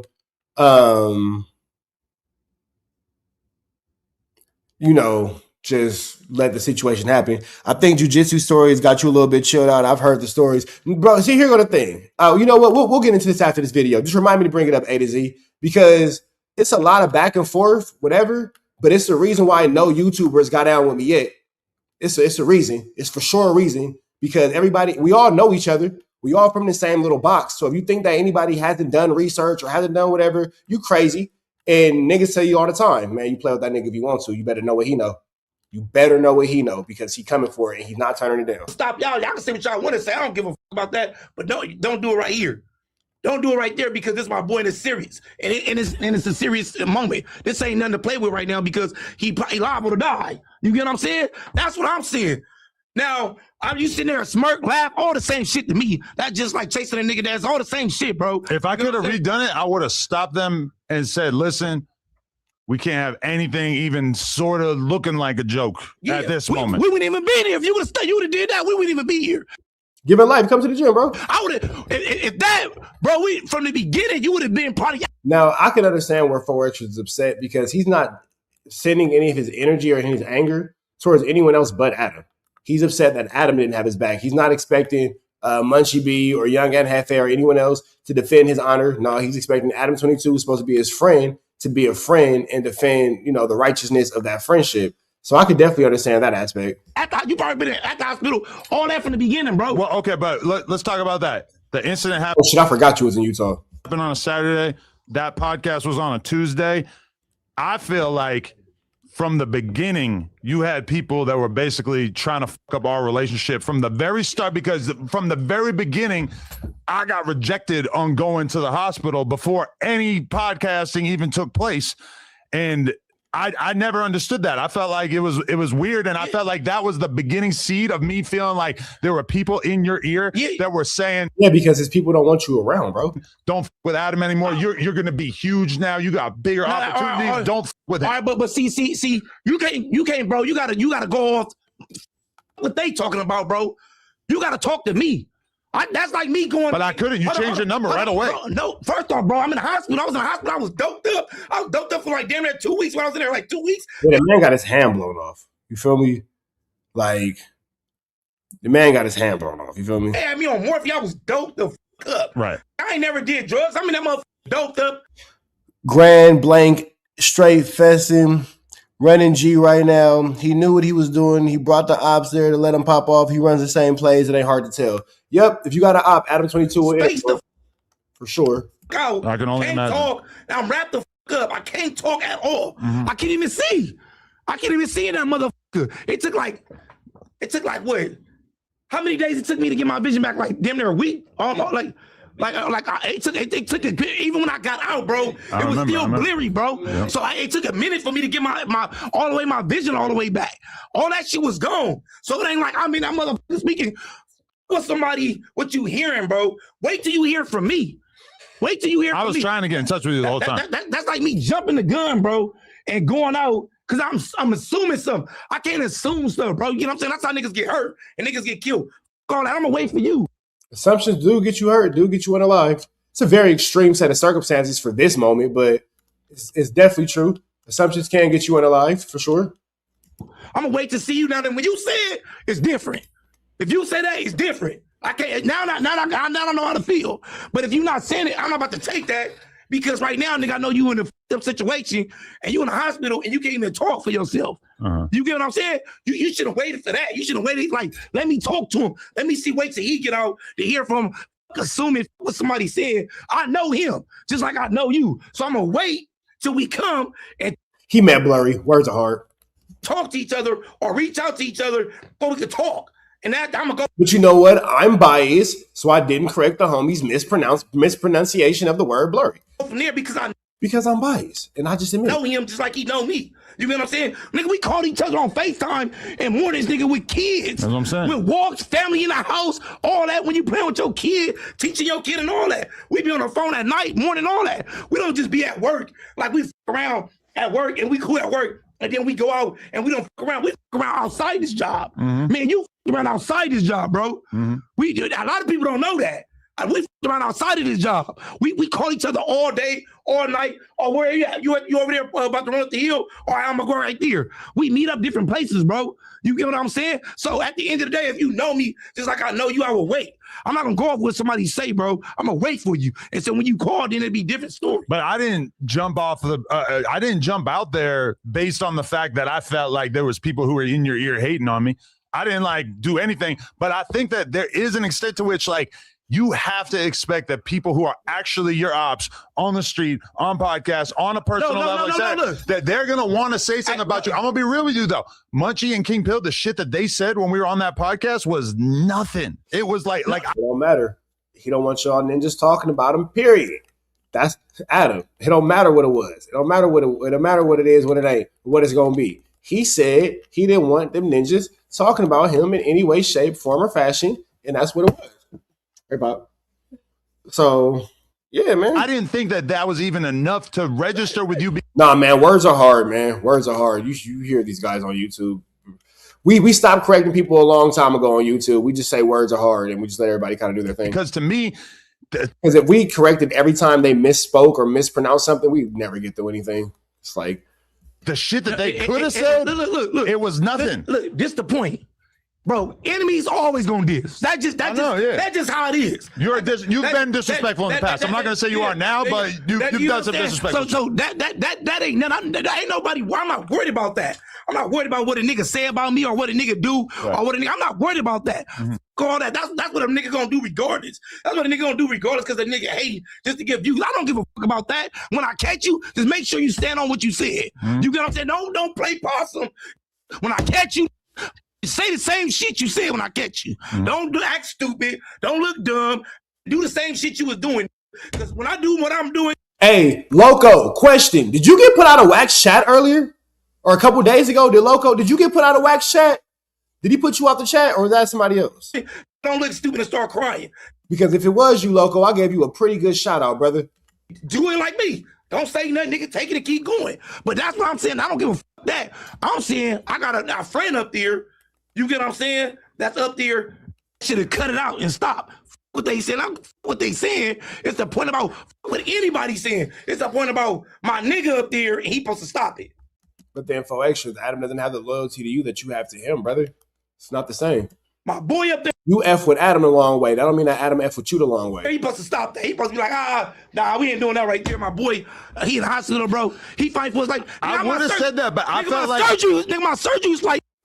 Shout out to you, Loco. I gave you a big shout out, bro. Shout out to you. For so many motherfucking hours and 5, 6, that shit. I'll insert the clip into this of what they said and what my reaction was, because I want everybody to be able to judge it accurately. But you guys want Wiener Schnitzel? Okay, so you guys start cleaning up and doing your chores and stuff, and then when I'm done with this, I'll get you guys some food. I didn't been waiting on you guys to wake up.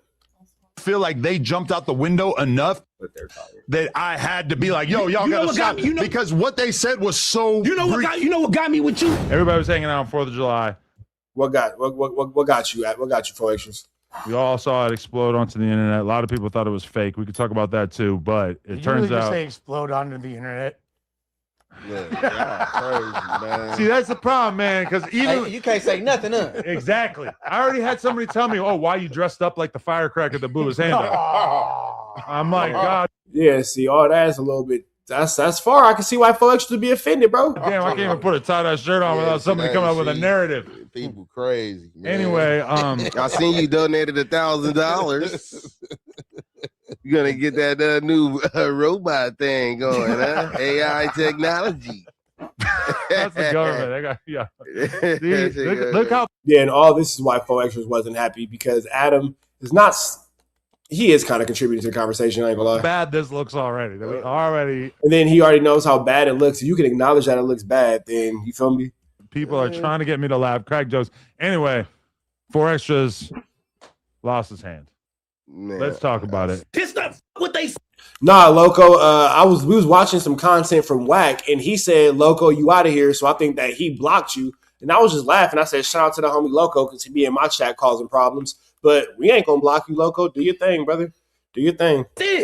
I don't give a fuck what they say. I don't give a fuck what no nigga say. That's the point. You Loco, I will say this: you only troll within boundaries over here, so you ain't never really did nothing to offend me too bad. So I am whatever. Do your thing, bro. Jumping, you missing what I'm telling you. The point that got me is the point when you went like this, when you stop and you smirk. Nigga, I'm not about to smirk none. I'm not about to smirk with my boy. My boy on the dead homies. He f***ed up right now. He in the hospital. I'm not about to. Django, what's the deal? Smirk. What am I about to smirk for? I'm gonna be real with you though. Part of my personality is that even the worst things that happen in life, I feel like it is acceptable to fuck around and joke around about that shit. My mom was just in the hospital. She had a terrible infection on her whatever. My mom could have died this week. She told me, if I die, I'm coming back. I'm haunting you. I'm just saying that's my sense of humor. I didn't even. But here go the thing, nigga. That's your sense of humor, nigga. I don't play like that. Make a joke about it. You're saying all I do was I did a little when they made the joke. Look, I'll say this. I done seen shit happen, bro. That I didn't. What's the name?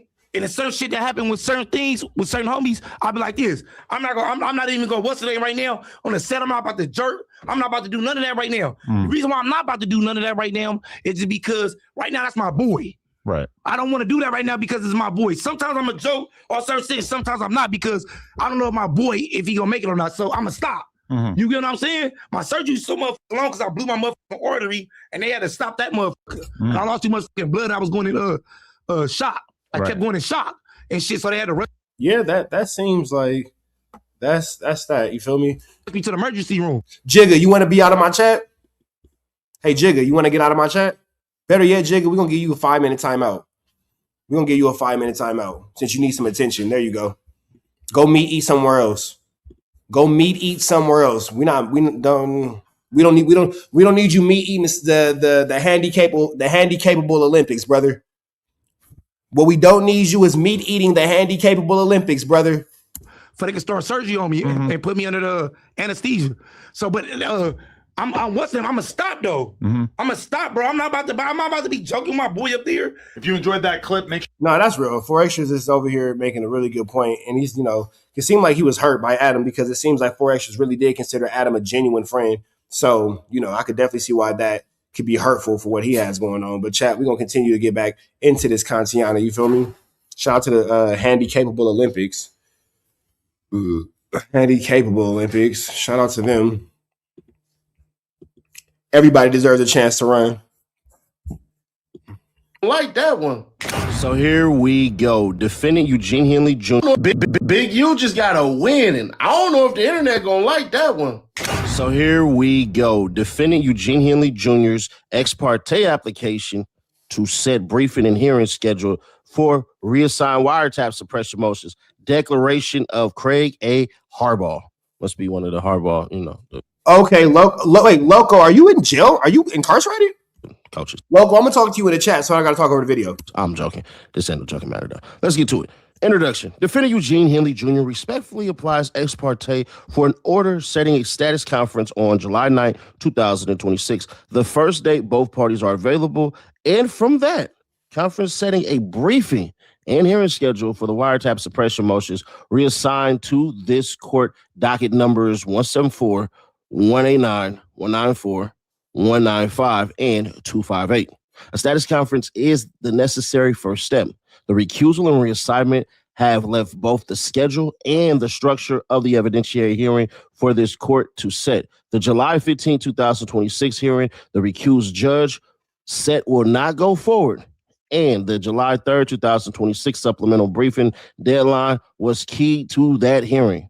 The order that set them expressly permitted modification, docket number 342 at 2. A brief conference lets the court reset the schedule and define the hearing it will conduct in one step. Mr. Henley proposes that the court set the status conference for July 9, 2026, a supplemental briefing deadline of August 6, 2026, and a hearing on September 24, 2026, or October 8, 2026. Subject to the court's direction at the conference, the government takes no position on the briefing and hearing dates and defers to the court and does not believe a status conference is necessary. Wait, what you mean? You don't mean, wait, Jay, you talking about briefing on the old schedule before this court? Hold on. Man, Seti Nash giving us updates with this Big U case. Now, if he gets some things going his way and he ends up back on the streets, it's going to be crazy for some of you niggas. There is no longer any reason to hold the parties to the July 3rd, 2026 deadline. Briefing on the old schedule before this court has identified what it needs to decide these motions. Risk supplemental briefs that do not reach the court's concerns, and a further round the court would have to order. Setting a conference first lets the court define the briefing and the shape of the evidentiary hearing and the outset and receive one set of submissions built to answer its questions. So this ain't really about nothing. It's really about just setting it all up to have all the evidence you want to hear, the wiretaps and all that shit. And we'll get into that at the very end because there's something being said on the internet that I 1,000,000% disagree because of the phrase, if the shoe was on the other foot. But basically, we got to set this schedule up. We got to get all this shit straight before we even proceed. Let's make sure we got all this stuff set up. And the reason why is pretty interesting. On May 18, 2026, Judge Allen. Outside of the court of public opinion, it doesn't seem like they really have anything on Big U outside of public opinion. You feel me? Rocha set a hearing schedule for all pretrial motions. Set the wiretap suppression motions for hearing on July 15, 2026, and set an evidentiary/Frank's hearing on Mr. Henley's motion to suppress intercepted communications for the same date, docket number 342 at 2. The order provided that The dates in this order may be modified as needed. Following the June 10th, 2026 hearing, the court set July 3rd, 2026 as the deadline for any supplemental briefing on the wiretap motions in advance of the July 15th, 2026 hearing, docket number 358. On June 22nd, 2026, Judge Rocha recused himself from the wiretap suppression motions. Wait, what? The court explained that because it had reviewed, considered, and authorized the pre-indictment wiretaps that are subject of the pending motions to suppress, it recused out of an abundance of caution, finding that a reasonable person with knowledge of all the facts would conclude that this court's impartiality might reasonably be questioned under 455A. The court denied Mr. Henley's pending request to reassign the motions. Check the laundry. Nah, bro, you gotta let it happen. What the fuck is you talking about? Also, it definitely seems like what he has going on doesn't seem like the DA or the government really has too much on him. It seems like Big U was being made an example out of, and again, outside of courts of public opinion, it doesn't really seem like they have anything on this man outside of that PPP stuff. You feel me? So on June 22nd, 2026, the wiretap suppression motions. Yeah, it seemed like it's a lot of overt acts. But with the exception of the one against WAC, the overt acts can't really be tried towards anything.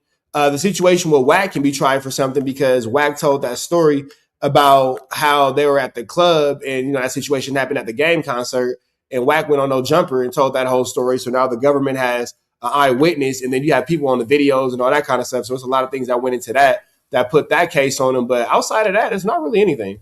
Enjoinders, docket numbers, we ain't doing all that, were referred to a randomly drawn district judge and assigned to this court docket 359. See, here's the thing about this. Loco, I believe like this. The rules only work if everybody's following them. I'm a defensive player. You make the rules, I'll play the game.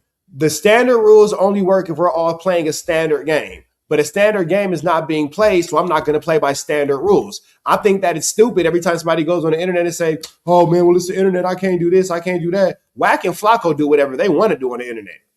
They do whatever they want to do, how they want to do, when they want to do, and that's how they acquire their wins. So you mean to tell me that I'm going to take a loss because I don't want to adjust the way that my game is being played? Oh, no, that's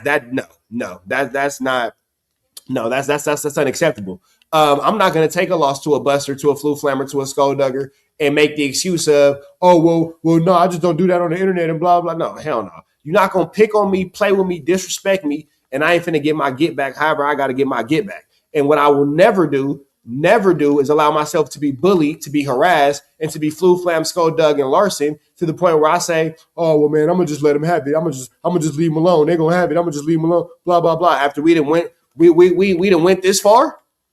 We done went this far? And all of a sudden, I'm going to just let y'all have it? No. Docket 361, directing the... To the point of Big U, it seems like the only thing they have him on is the taxes and he can't really explain what happened to that money. Clerk to reassign the motions to another district judge. On June 27, 2026, defense counsel proposed a schedule set out above to the government. Harbaugh declared on June 29, 2026, the government responded that it takes no position on the briefing and hearing dates and will defer to the court, and that it does not believe a status conference necessary. The government also advised that it is likely not available on July 2nd, 2026, but is available on July 9th. So as we said before, and people went, the freaking comment section was split in half. We said the old judge had to go as far as the wiretaps go because he couldn't be unbiased. He approved the damn wiretaps. So you're not going to go back and then say, oh, I made a mistake. You're not going to do that. Nobody would reasonably say, hey, man, that judge was completely unbiased. So they're doing this shit by the book. Thank you, feds, for finally doing something right. Thank you, feds, for doing something right, because you can't look at the shit you did and then go, oh, I got this wrong, and think that if you don't point out something you got wrong, that we ain't going to look at you and go, yeah, bro, nah, hold the hell on. Nah, something ain't right. Go get somebody else, because you can't be the person to fix your own mistakes. Can't be the person to fix your own mistakes. That's not true. That's real. And then I'll also say this. Should Big U get off on this, considering the fact that he's still in jail waiting on time? I don't know how the feds work, but I know that in the LA County jail, you do get good time while fighting your case. Let me see exactly how this works as far as the feds are concerned. Let me see something real quick. Let's pull up Trap GPT for a quick second. Trap GPT, are you there? Right here. What's up? Are you aware that in the Los Angeles County Jail, they get 2-for-1 days, meaning if you serve a month while fighting your case, you'll be credited for 2 months? Let me double check on that. So, yes, that is a thing, but it is complicated. California does award pre-sentence custody credits, often called half-time or 2-for-1, but it is not automatic for everyone. It is going to depend on the specific charges. And I just want to talk about this in a very general statement. Does that apply for the feds too? If somebody's locked up in the Los Angeles downtown federal detention center, would the same thing be applicable? Checking. Okay, generally, no. In the federal system, in a place like MDC, Los Angeles, pre-trial custody is typically just day-for-day credit towards your sentence, not 2-for-1. After sentencing, there are separate programs that might reduce time, but not through blanket 2-for-1 rule. All right, so now we know. Let's keep going. That's why we have appeals and all of this shit. And judges getting booted off from hearing their own damn shit. So shout out to Big U's lawyers for catching that shit. We agreed, by the way, and that shit was split down the middle. People thought Big U was paying me, and I'm like, I'm just being fair as I possibly can. But let's continue on with this third part argument. A status. So many people having a distaste for Big U that you think that Sadie Nash is being paid when he's just making YouTube videos. That is incredible. Conference on July 9, 2026 is the necessary first step. A status conference is the efficient way to reset these motions. And July 9, 2026 is the first date the parties can hold one. The court is entering the case after a year of litigation. Accordingly, it is important that the court has an opportunity to set its own schedule in the parameters of the evidentiary hearing it will conduct. A status conference lets the court do both at once. It also avoids the alternative supplemental briefs filed on the old schedule that may not reach what this court needs to resolve the motions, leaving the court to order a further round. The parties have conferred. The government advised that it likely could not proceed on July 2nd, 2026, but is available on July 9, 2026. And July 9 is the first date both sides can appear. The conference should set the... Yeah, it seems like the only thing that they really got, again, like I hear all the words, I hear all the rumors, but it's like you said, like that's not enough to convict an innocent man. It seems like he's not guilty of anything outside of getting on y'all nerves. Briefing schedule and the structure of the evidentiary hearing. The prior schedule did not contemplate argument alone. It set an evidentiary/Franks hearing on Mr. Henley's motion to suppress intercepted communications. A live evidentiary hearing turns on questions the court will want to settle. That's what we'll want to. I can't read for shit right now. Okay, words are hard. Want settled before briefing, which witnesses will be called, the order and time estimate for their testimony, and whether the parties should exchange witness declarations in advance to narrow the issues and shorten the testimony the court must hear. Defining these at a conference lets the court receive supplemental briefing and any supporting declarations built to its own procedure. Avoiding the need for further briefing, the existing dates do not stand in the way. The July 3rd, 2026 supplemental briefing date and July 15, 2026 hearing were tied to a schedule set by the recused judge, and the scheduling order expressly contemplated modification. With the July 15 hearing on the July 3rd deadline serves no urgent purpose, and resetting both to dates the court selects is the orderly path. Ex parte relief is appropriate. Ex parte relief is the proper vehicle. On July 3rd and July 15, 2026 dates, the July 3rd and July 15, 2026 dates are imminent, and a regularly noticed motion cannot be heard before them. The need to reset arose through no party's fault. from the recusal and random reassignment of these motions. Defense counsel conferred with the government, which takes no position on the relief requested. No party is prejudiced by setting a conference in a schedule the parties have already discussed. For the foregoing reasons, Mr. Henley respectfully requests that the court grant the application and set the proposed. Yeah, if this goes the way that he wants it to go, he's going to be for sure making his way home. And it's going to be a lot of people who are going to have, okay, Loco, I'm going to make sure I say on that. It's going to be a lot of people who are going to have to eat crow because it's a lot of flammery going on in these YouTube streets. And niggas going to have to answer for said flammery. Schedule dated June 29, 2026. So what they're saying is basically, you're the new referee, judge. You said this shit. There is no rush to adhere to the old ruling, to the old schedule date. This is your shit. And the feds, they don't really give a shit, man. Like, they can say that, oh, we're not available on July 2nd, but July 9th, we can. Man, we'll see. And there's a thing, a dark cloud over people trying to get shit suppressed. So let's go with the obvious. Could Big U have said some wild shit? Absolutely. Could he have said some wild shit against somebody? Absolutely. Hell if I know. I don't know. But even if that's the case, was it legal? See, you can do a shit ton of wrong, and as long as the law says it's okay, it ain't wrong. We're trapped in a space where people have the ability to see certain shit, but if they were in that same position, they wouldn't want that. No first year, no goddamn college first year lawyer would tell you, hey, bro, we not going to suppress any damn thing. You attack the credibility, you attack the evidence. It is what it is. So for those saying, oh, he snitching, he doing this and he doing that, I'm like this. I don't know. But what I do know is if it was you on the other side, you ain't finna sit up there and not listen to your lawyer. Every lawyer in America would say, nah, we gonna have to go through everything and see what the hell we can suppress because you can take certain shit out of context. We seen text messages in prior motherfucking trials where somebody say, yeah, man, I need to do this shit right here. And then you find out, man, days prior, it was about something else. Does that exist in this case? Hell if I know. I don't know shit about this damn case. Don't. All right, man, I'm going to let y'all catch the rest of this on Sadie Nash's page. Y'all saying kick it, though, chat. Y'all know what time it is, man. We're going to continue to kick it, man. We're going to continue to kick it. We're going to continue to kick it. Continue to rock out a little bit. We're going to continue to rock out a little bit. Now, oh, my bad, chat. Hold on. My fault. Jump back into this next piece of content.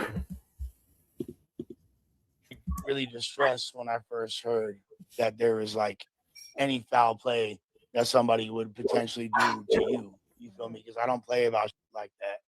Because you my friend, and that's liable to turn me up. I'm not even like that. But so I guess they talk about Jalise getting caught lying on Skinny from the 9 about being assaulted. I'll turn up over something like that. I've done it in the past, and I will again. You know, specifically around that issue.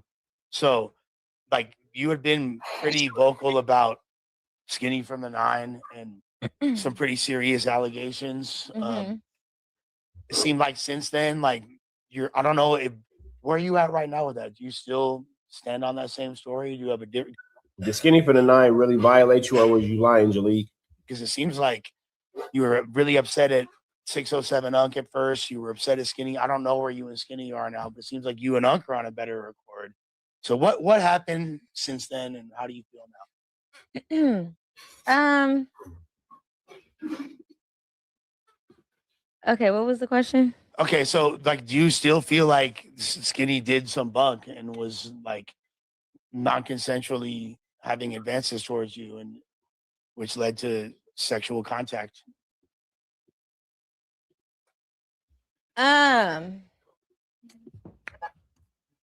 She looked like she caught up in a lie. She looked like she caught up in a lie. Right here. What I will say is it's either a yes or no question. Either you were violated or you weren't. Oh, come on, Siobhan. We got a new character unlocking. No, come here. No, come here. Come here. No. Hello, come here. No, come here. We're talking about a serious topic. Come on now. You Serious. don't need Siobhan. Doughboy's looking like, what the hell? Get back here. Cause I'm so. Come on, Siobhan. Here. Who, Ricky? Okay, hold on. Ooh. Hold on. Okay. Yeah. Now, what I will say is they brought up the one situation that I wasn't trying to talk about. Okay, so let's talk about it. So what I will say is this is what I do want to say. This is how the media manipulates the public because I never said. How to what? What I will say is this is what I do want to say. This is how the media manipulates the. How to medium? Let's talk about it. So what I will say is this is what I do want to say. This is how the media manipulates the public. How the media manipulates the public? How the media is the word you were looking for? Words are hard. Public because I never said I was raped. Great. I never said that. Correct? Yeah, Jaleese didn't say We that. gotta pull up the messages. I remember what you never said that. I remember what you said exactly. I never said I was raped. I never said any. Raped is you gonna beat me up? You feel me? I'm not saying that. I'm saying that I was overly intoxicated. I don't remember certain things transpiring. I'm gonna say this right Can y'all stop? If I walk in a room drunk, butt naked, with jelly beans stuck to my behind, Jelly beans. I didn't tell you could take one of my jelly beans off my behind. Hold on, Shalon. Say it again. What happened? Rewind. If I walk through the door drunk, butt naked, with jelly beans stuck to my behind, that does not mean I gave you permission to touch one of my jelly beans.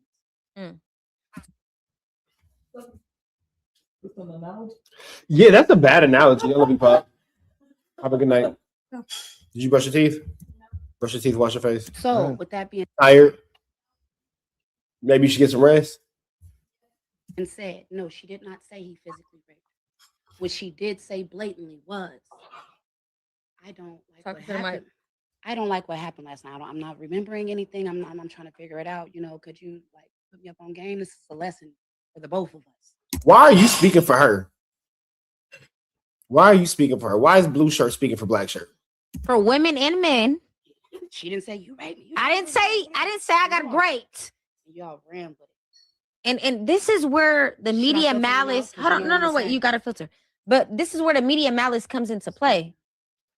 The media is in every Give me a charger, please. headline. Jaleese got grape. Jaleese got. Well, baby girl, when you say that you was put in a situation where you were doing something sexual and you can't remember 100% what happened, it does give one room and rhyme and reason to assume that you were Welch's grape juice. Would that sound like somebody was Welch's grape juice? I think that would be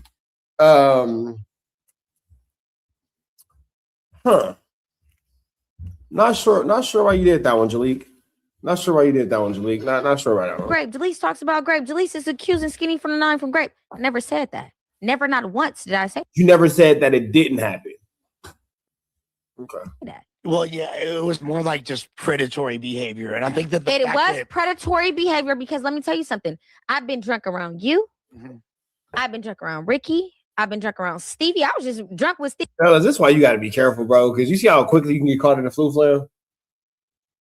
And then she be like, well, I didn't say, technically I didn't say, boy, she had Skinny from the 9 looking like he was the Welch's grapeist, a T-bone steak with Welch's grape. Stevie 2 days ago. Overly intoxicated. Josh last night, this morning, nothing happened to me. Still getting drunk, huh? All I right. want to say this too. I'm confused. So it's like I want to tap on it. Please, you gotta talk. Please debunk the crystal meth stuff. Please stop saying it. She's not a crackhead. Like she got some. Okay. Please quit saying it. I'm tired of that. No, but hold on. Okay, no. Jaleese, I do understand what you're saying because I sat on the couch and I did clarify what you're saying. I said Jaleese didn't say that she was raped, but that she felt like harm was done to her because she wasn't of the sober mind enough to. Nigga, that's great. That's great. Any unwanted or unwelcome sexual advances is sexual of y'all. That is literally what am I tripping or is that literally what the definition of yexual y'all is? Any unwanted or unwelcome. Did you niggas not pay attention to Yex said? Any unwanted or unwelcome yexual advance is yexual y'all. That's simple. That's that. That's it. What are y'all niggas not paying attention to? Can't go out with y'all, man. When you're wait, let me just land though. You have to understand though, and you did say this initially, and that's what brings me back to the top of what I said to you. It's okay to say that I don't want to talk about certain on camera because I did see you say this was not a topic that I even wanted to talk about on podcast, but it did get on podcast, and you were a vehicle for it coming onto podcast. So once it does that, you have to understand what the media is going to do is oversimplify a problem. They're going to use big buzzwords in order to create headlines. So people are not going to look at the nuance CB, what's up? of a potential essay, and they're just going to say Jaleese was great because that's the way people that are bringing up like perceive police and you feel me, and the police reports were footage, talked about. That's talking about administering kids. People are going to simplify. I'll say this though, straight up, and I said this from the beginning. I wouldn't get it like that. I've never got no by doing no like. And Jaleese over here lying about getting great. Over here lying about it. Well, I never said. You have to pay your partner $100 to leave. Co-signing any of that. And we all go out as a collective. I'm confused why you have to pay your partner $100 to leave. In that video, the video that where did her tattoos go, and how did she go from black to gray back to black? When she woke up, she was in a black fit. When she was we could see blood tattoos visibly. We can't see mine though. They didn't know I had tattoos though. That's why. If I contact you and I say, hey, I don't understand or remember what happened last night. And then you talking to the mic. I contact you all and I say, I don't remember what happened last night. I don't remember what happened last night. Could you bring me up to speed? Granted, that's an excuse. That's a lesson for her to learn. All right. So Jalik is saying, well, something happened, but I don't understand it. But I didn't say that it was great. Okay. So as you being the woman talking to my girl who's sitting next to me, for those of y'all who don't know, wifey is right here to my left. How would you judge this? She full of SHIT? Yeah, that's why I came out here. I wanted to hear how she was on the spin what she said the first time. Because you remember the first time. Yeah. Okay, so the first time she made it seem like the boy violated her, right? Mm-hmm. Okay, so this is just, I don't know who the other chick is, but she looks stupid. At the end of the day, you should have never had to say that to that man. But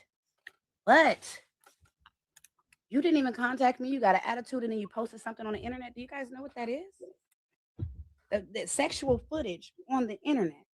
Oh, now you're trying to, okay, so you see, like, oh, well, it's still actual footage on the internet. You still blah, blah. Like, bro, you said that this man raped you. You said that this man raped you and you lied. And then when he put the footage on the internet of you being consensual, because you're trying to destroy his public image, so the only place where he can defend his public image is on the internet. Now it's, oh, well, you put my footage on the internet. Man, come on now. You wish you had a gas station at your house because, come on now. Stop playing. He has a paralegal want to be taking her. Is that R.P. Revenge.corn? It's not revenge corn, but I thought it was. But no, but I don't know about that one because again, you tried to publicly humiliate and shame this man, and he fought you back on the internet and won. It wasn't her though. No, who said it wasn't me? You said you switched the color of the shirt. No, I'm saying I'm not trying to play a game. No. That is a fair question. It is. My thing is this. I want to know. Talking to the mic. My thing is this. I want to know how it switched there. Yeah, she was there at some point. I was there. But when did she go from black to gray or gray or white, whatever it was? When did she go into that? How did that? Where's all her tattoos? Where all is that? I'm tatted up. Y'all don't know that because I be covered up. So wait, so you. I never even thought about this. I was like, yeah. 8 years old. No. Go look at how did I go from a black shirt to a gray shirt? It's no tattoo. You can see his and he lighter than me. So you can see blood tattoos. My hair is black, but you can't see my, you feel me? It's a lot of questions that's so you're not, I don't know. Are you cool with skinny? Absolutely not. Okay. I've not talked to him since that day. Ever since the day you lied about him actually assaulting you? So you lied about him actually assaulting you and you mad at him. You mad at him because you lied. And then you're caught up in a lie. And then you're caught up in a lie. Now you're trying to make it seem like it's somebody. Okay. Just making sure I follow here. No, stop. Can you stop? We're on footage. No, stop doing that. Shut up. Okay, so no. What I'm saying is, I'm not. This is what I will say. I did get intoxicated. What is the homegirl doing that she getting told to shut up for? What did she do wrong? Can somebody tell me something? That night. But what I do remember is we all went out as a collective. Never did I go out with the intentions of scooping with Skinny. Like, what the? Like, I be with all the time. I'm talking about top rappers, top content creators. That don't mean nothing. You still might have gave Skinny from the 9 some of that behind. That don't mean nothing. Just because you didn't give, like, I be with top rappers and top, and then why you even with Skinny from the 9? If these are the people who you be with, I hate when girls do that. I be with top dudes and then what you with this nigga for? What you with the nigga for? If you be with all these top dudes and all these top 1-2 steppers and all that kind of stuff, how are you even how the hell are you even with Skinny from the 9? Because I imagine what you would do with Fatty for the 10. See what you did with Skinny from the 9. Imagine what you would do with Fatty from the 10. All the time. I'm not scooping by the end of the night because I know what they own. So you mean to tell me Blood had cameras? You're not gonna go from EBK J-Bo to Skinny from the 9. I never scooped with EBK J-Bo. But listen, what I'm saying is, this is what I'm saying where the media malice comes into play. It's like, I never said I got raped. I never said, when I contacted Skinny that same day that everything transpired, allegedly, I said, I don't remember what happened. Dude got defensive. I didn't get defensive. I was sound like a TV show, Scooping with Skinny. just curious, like, what happened? Like, I woke up in my clothes. Is Skinny still a part of 607 Unc's network? He was never a part of his network. Okay. So this is where the misconception comes into play, because he was never a part of the network. After what happened, I told 607 Unc what happened that same day. Yeah, I told him that same day. I said, I don't, like, you feel me? Like, I don't know. Yeah, because She, you know, you have the guys who try to holler at the girl, and when the girl says no, he calls her fat and ugly and disrespects her. She's the opposite. The girl tries to holler at the guy, and when he's not with it, she puts a bad charge on him. I did not filter. okay, but filter. You have to filter. How did it get here? Because talking about that you over here doing this right there with that one in that video right there. what I'm saying is with 607 Unc, hold on. With 607 Unc, I'm gonna get to that too. he knew it. He knew. I told him that day. This happened in April.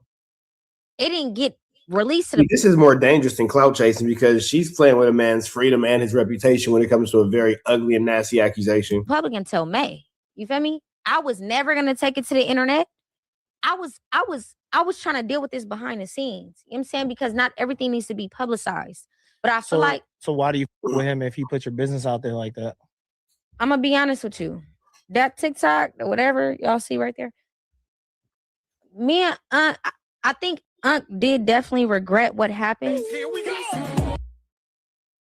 I do think he regretted how everything played out. And I don't want to say too much, but I do feel like he tried to clean it up. But like I told him and privately, I said the damage was already done. You know what I'm saying? So it's like, at the end of the day, y'all can say whatever y'all want to say. Everybody in this no jumper building knows me. I'm overly intoxicated all the time. Yeah. And you laugh it off, and you think that that's funny, you think that that's cute. Okay. And I'm gone. Like it's not. It's just the thing with Skinny was you didn't have to pay Yella $100 a lead that night. No, admittedly, that was like I That said, was from the jump, weird. It's a very like Skinny predatory drove move. me to his house. That was weird. I didn't drive I could see if I drove myself to his. I didn't drive me to his house. He drove me to his house. So I'm Last like, night, even with Josh, it was little moments where I was like, I don't remember that. The night before that, I'm like, I don't remember. But Josh not. It's a difference in men. It's a difference in men. So last night, Josh put us out the car. Get out of that car right now. You guys are both intoxicated. Get in this car. That's because Josh did it like the real white boy way. I ain't mad at Josh. He made sure my son was okay. He made sure everyone was okay in that car. And he made sure we got home safely. And he did not leave until we got inside of the house. That is a real man. That's a real man, not a I respect predator. it.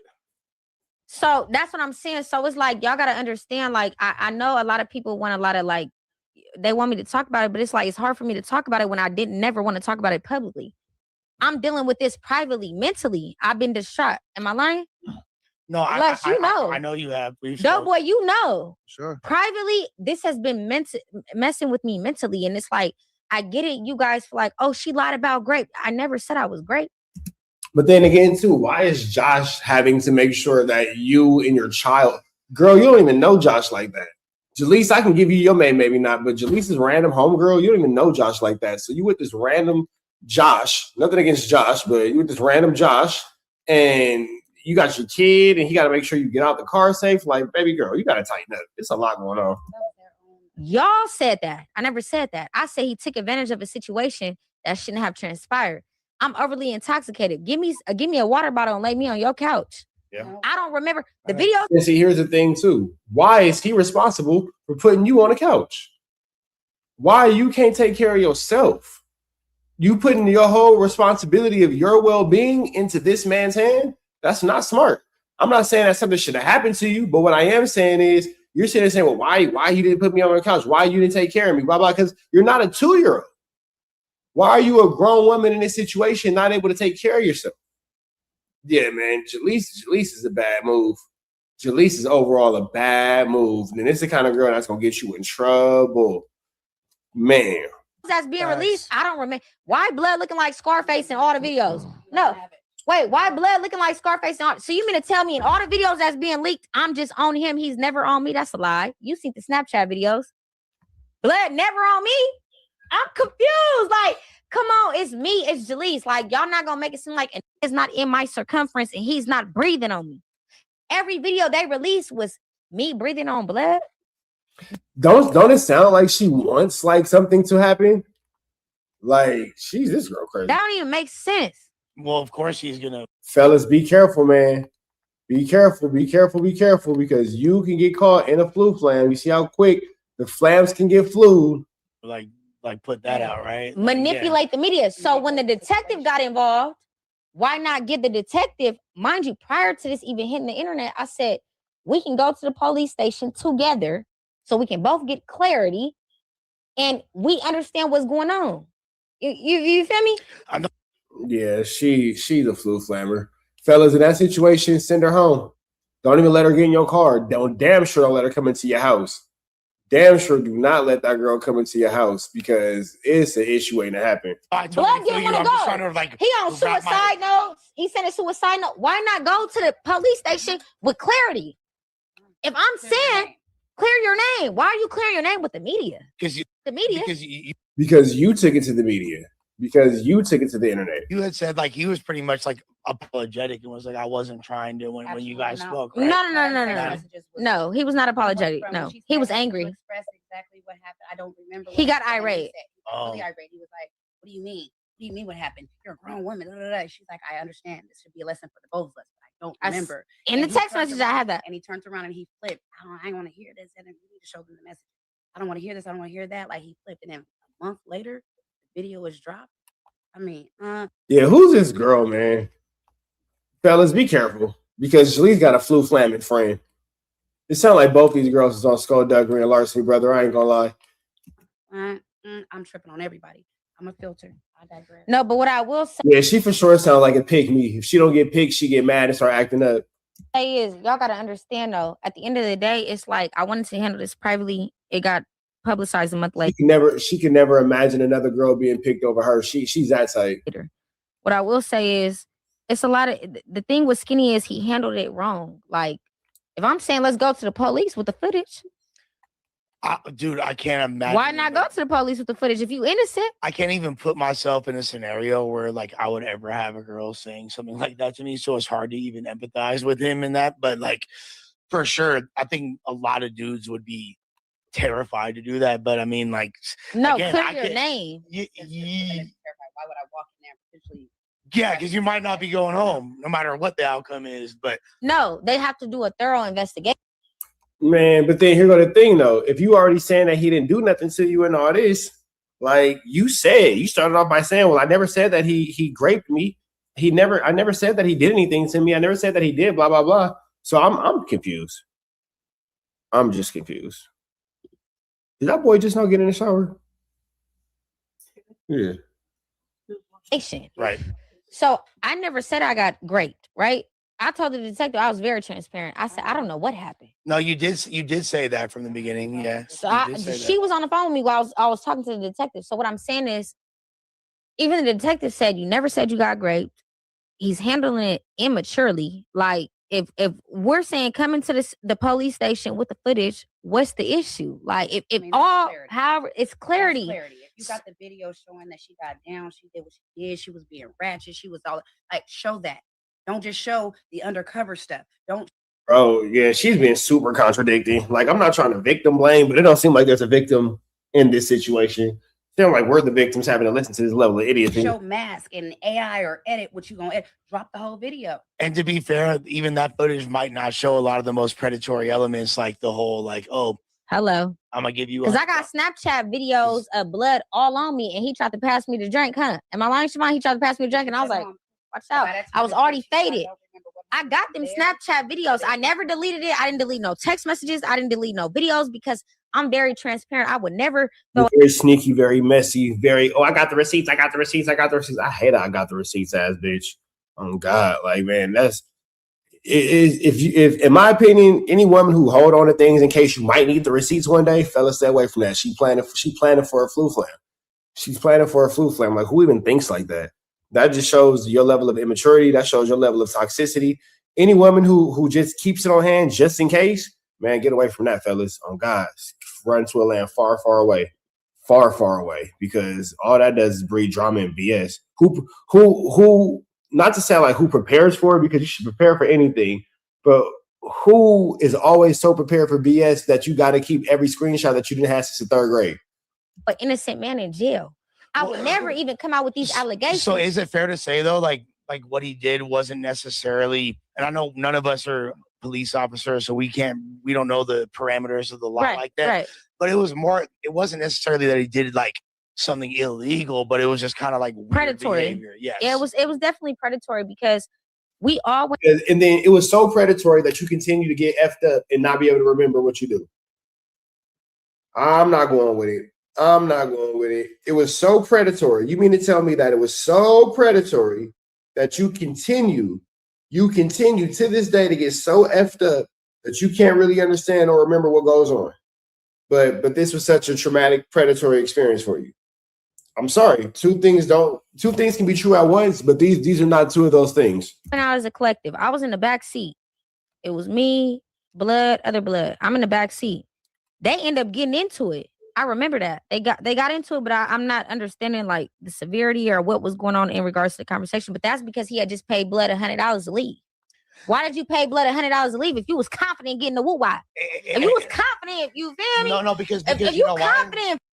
And she's laughing. You confident, you feel me? If you confident, why you better? You know what I'm saying? Jalise is trash, bro. This is like the worst type of person. Like the absolute worst type of person. Stand on that. I'm not paying nobody $100. If I tell her I'm scooping, Siobhan on a beat, leave. I'm scooping. Because I'm people. 1,000. I'm gonna keep this 1,000. I'm sorry for speaking over you. No, you're good. I'm gonna keep this 1,000. A one night stand ain't never been nothing to us. Nothing. We don't mind scooping. Whores. A one night stand ain't never been nothing. She gonna throw that thing. Whores. Whores. Toss is a toss. Being a toss is being a toss. Goodness gracious, I've never, and when I say never, I've never respected women that move around. Let me pop. Good night. That move around like that. That's sick. Did not give it to you. Oh, she's a guarding tool for sure. Don't take it. No, we're not even gonna say blood took it. That's okay. Well, now I'm starting to feel some no. type of way Listen, we because can't say. Wait, who? What did he say in those messages? You haven't even what he actually said. I know. That's what I'm saying. The media is so irritating. That's why I don't want to. It's just I didn't want to talk about it publicly. You have to indicate your own name, and the only way to do that is quit stepping on what's the truth. The truth is, I don't know what happened. He did, and he should have went to the police with that footage instead of going to the media. So that's what I'm saying. I would never throw no allegations on no man. That's bogus as hell. If it's a one night stand, it's a one night stand. But this is where it's throwing me off. I don't know what happened. You're getting defensive. Then when I say, okay, let's both get clarity. Let's go to the police station. You don't want to go. You talking about you finna off your. Well, she's for sure a gardening tool. Like there's no question about it. She is a gardening tool. Yourself. I didn't want to go either, but I had to go. I didn't want to go, but I had to go. No, My I'm hand was saying forced. as a man, if I was a man in a man's shoes, my son. No, clear your I'm name. not sending my sons there. I'll go with the footage. No, But I'm saying you go can't with tell, but I'm saying you can't say tell that man, let's go to he's gonna run from you. He's gonna run. Homegirl keep it 100. It sounds like the homegirl got a little bit of common sense. She ain't got too much common sense, but she got a little bit. From you, especially if he dropped that little video. Why would you ever ask him to go do that? Do you feel like okay? Do you feel like it's unfair though to paint him as like this? I didn't say he artist? graped me. Y'all said No. that. I'm not saying you. I'm not saying you're painting him. Do you feel like it's unfair for people to be painting him like that, considering? And then here go the cold part about it. You see how they do you, fellas? I never said that. Y'all the ones that said that. Am I tripping, or is she giving the loose impression that this happened to her? Because she's still not really coming out and being like it didn't. Yeah, you said it didn't happen, but then you're like, but it didn't happen, but it didn't happen, but this, but that. Oh, well, I ain't wrong because of this. Like, man, you still playing on this man's name. For sure. I feel like can't everybody really needs clarity. speak on it because I don't, like to me, I think that him even doing it, like I wouldn't be comfortable getting down like that because ultimately anything, why do people feel the need? And I'm not just saying this about him, but this is in general. Why are you trying to get in the way of fate? That's like, why you got a dirty Mac? Why, like, oh, you're going to change the dynamics of. Let's stop. Boy, stop. She wrong. She's wrong. She's wrong. She lied on this man. And now you're trying to make it seem like something outside of what it is. Les, you glazing the wrong donut, big dog. You glazing the wrong donut, big dog. Because this girl right here is flu flamorous. As you being a woman, babe, is it safe to say that she's full of SHIT? For sure. Because come on, man. Like, and I get that luscious, and that be the thing. Like, niggas be feeling like they gotta protect these hoes so much that you gotta just go for any stupid lie. Oh, well, I understand you because why do you understand her? She sounds stupid. Why do you understand her? Why? Like, why do we have to pretend to have empathy for this? This is a blatant lie. This is a blatant lie. And not only did you blatantly lie on this man, the charges that you're insinuating about him, am I tripping or extra serious? So I don't know, bro. And that be the thing. That's why women are allowed to get away with so much flu flammery at times because at least be happy that it didn't actually happen. No, what's her consequence for just blatantly lying and flu flamming about this man? It shouldn't be, he got to clear his name, he got to clear his name. No, what's the recourse and what's the consequence for her? Just man, Jaleesa is disgusting. Who this person might choose up on and lay with because you don't like it or you think it should be. So you're gonna like pay money. And there's so many different ways that manifests. I'm not even just talking about this. Like all that is weird. And to me, like the opposite of what like is quote unquote sexy is like to me, like sexy is like spontaneous. Cause I'll flirt with you and I'll flirt with Doughboy and I'll flirt with Josh and I'll flirt with Stevie. My bad, Stevie. I know your girlfriend watching. I love you. Jolena, what's her name? Jolena. Stevie right there. Stevie, we love Stevie. We was just with Stevie drunk as nothing happened. No, that's what I'm saying. But you've never done anything out of pocket. I don't think Stevie's girlfriend would like to hear that. I'm always flirtatious, but I feel like I just take you as friendly. I don't even think it's like I'm friendly. So I feel like with him, he was like, I got action. Les, you the worst type of man, bro. Les, you losing a lot of points right now, big dog. You losing a lot of points right now, big dog, and a nigga fuck around and be caught in a bad situation because you trying to play pussy to these hoes, bro. That's crazy. All right, take this $100 and leave. You feel me? And but I ain't gonna lie. But I'm gonna keep it 100 though. This is what I will say. Blood didn't want to leave that night. Oh, King Yella? I don't think because his energy was off. But okay, were you low key choosing up on Yella? If we're being honest, I was never choosing up on neither or. Were you ever not? He said choosing up. Yeah. Were you ever? I flirt with Yella. I'm on the beat. I was flirting with Yella. I flirt with Ray. Jaleesa blood, because she keeps putting things on the B. She a blood. They got ideas when it comes down to being. But me and Yella have had conversations off screen pertaining to this situation before it hit the internet. And he said he had my back, X, Y, and Z. And Creep was the one like when shit hit the fan, it's gonna go left. Creep was the one trying to push the issue for Shelly. And Okay, well, that's another question. Where are you in Creep at right now? I'm gonna be honest. Let me say this. I know we're going longer than expected. No, but let's people get wanna the hear this. interview. The They want to know. The viewers This- went up. this gonna They go- want to see this. Yeah, they want to know. So with Creep, I will say this. Creep had my back as a manager for sure. I'm not gonna lie. Before Creep knew about this before this hit the internet. Creep knew about it. Josh knew about it. And Unc knew about it. And Yella knew about it. So this was never supposed to hit the internet. So when Creep had hit me like, let Flakko run a story so we can get control of the narrative, I'm like, no, I don't want the narrative. I don't even want it out there. So, but now I kind of see like, okay, Creep knew it was finna get out there, but I was oblivious to it, right? Because I'm thinking like everybody playing it cool. We finna do what we do behind the scenes. Creep knew though, and I'll be honest with you, Creep always had my best interest, and then we ended up falling out. It didn't really go public with Creep. Is that why y'all fell out? This situation, yeah, is why we fell out, because it went public. And Wack brought it to No Jumper. He was trying to bring it out, but we were like looking past it. And Yella he wasn't feeling it. So I was trusting Yella, I was trusting Creep, I was trusting Flakko, I was trusting everybody that knew about it. Josh too. Josh didn't say anything. Am I tripping for thinking anything related to Wack is just a flu flam, a skull dug, and a larceny? But with Creep, it just breaks my heart because I know Creep had my best interest. He always had my back, and hopefully we can get past this maybe one day. But it hurts me the most because I didn't want this public. Now I get that you don't want to public. Paperboy, no, my bad. Now I get that you don't want to public and all that kind of stuff, but at the same time, Jalik, you just told a whole bunch of lies. So there's that. Let's slide back into this content and see exactly what we got going on here. Let me see something real quick. All right, chat. Let's see what else we got.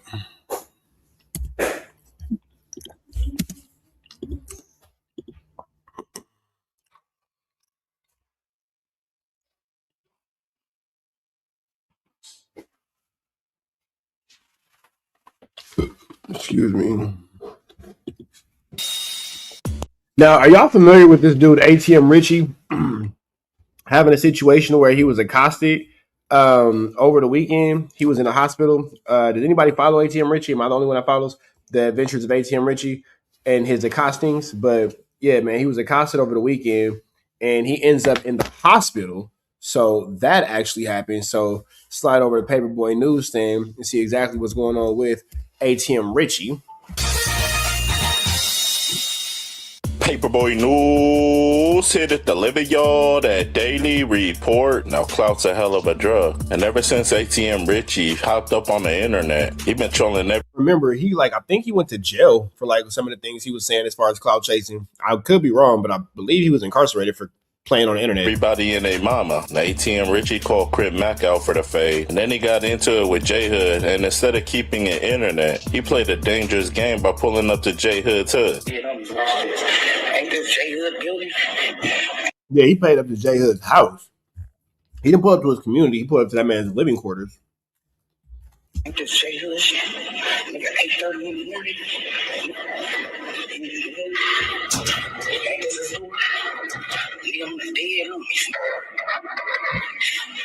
Now, that's a situation to where if this man wanted to strike you down, man.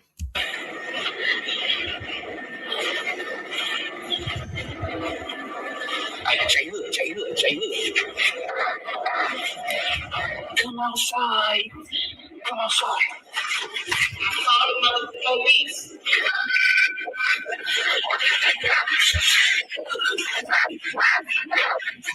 Yeah, and I think it's real. Two-Tone, what's the deal, bro? I think it's real because somebody says I'll call the police, and I'm not sure if he really got accosted, but I think this was real.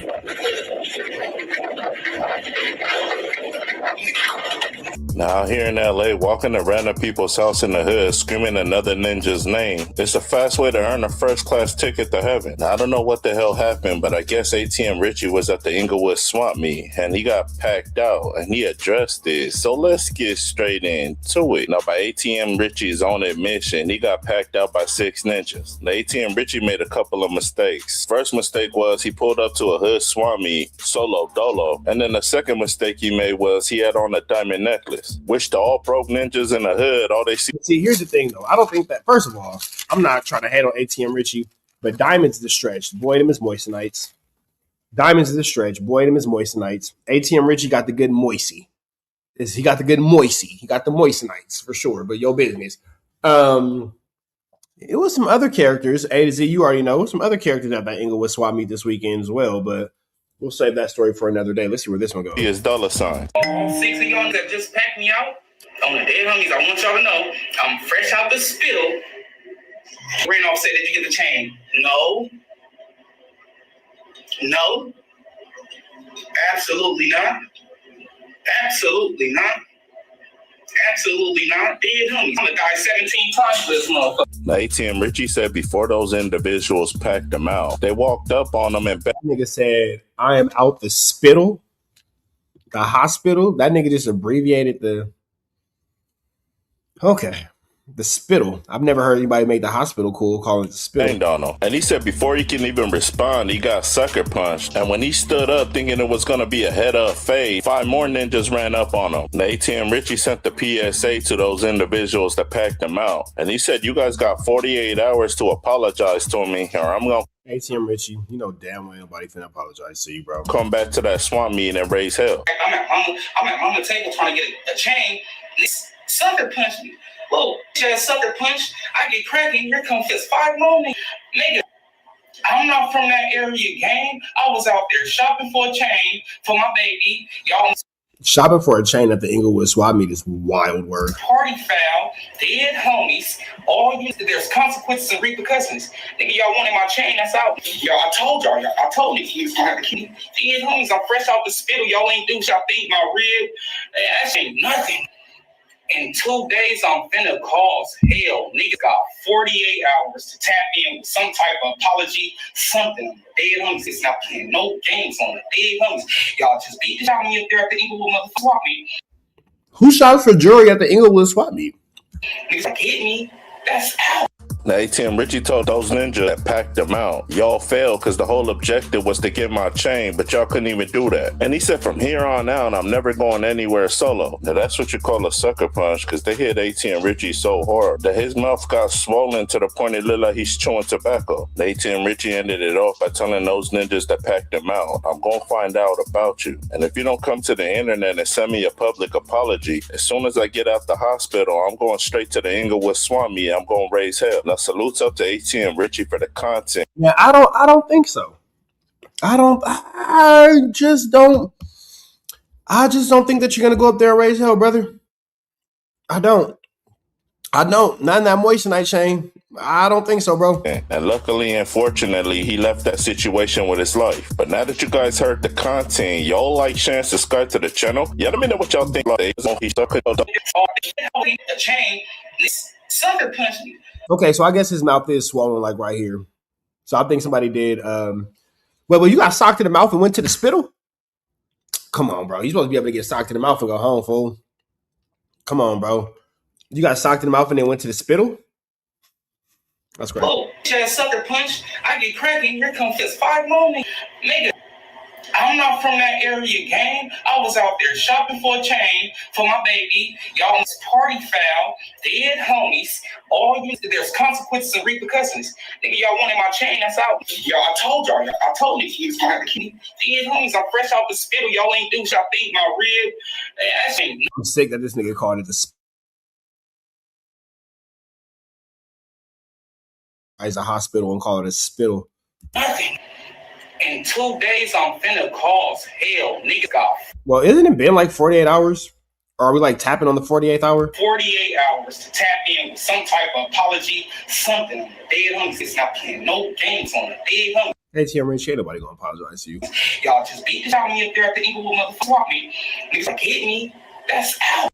Now, ATM Richie told those ninjas that packed them out, y'all failed because the whole objective was to get my chain, but y'all couldn't even do that. And he said, from here on out, I'm never going anywhere solo. Now, that's what you call a sucker punch, because they hit ATM Richie so hard that his mouth got swollen to the point it looked like he's chewing tobacco. The ATM Richie ended it off by telling those ninjas that packed him out, I'm going to find out about you. And if you don't come to the internet and send me a public apology, as soon as I get out the hospital, I'm going straight to the Inglewood Swami and I'm going to raise hell. Now, salutes up to ATM Richie for the content. And luckily and fortunately, he left that situation with his life. But now that you guys heard the content, y'all like, share, and subscribe to the channel. Yeah, let me know what y'all think down. Yeah, and it's been over 48 hours, and we've seen no get back. So there's that. Let's continue on with this content.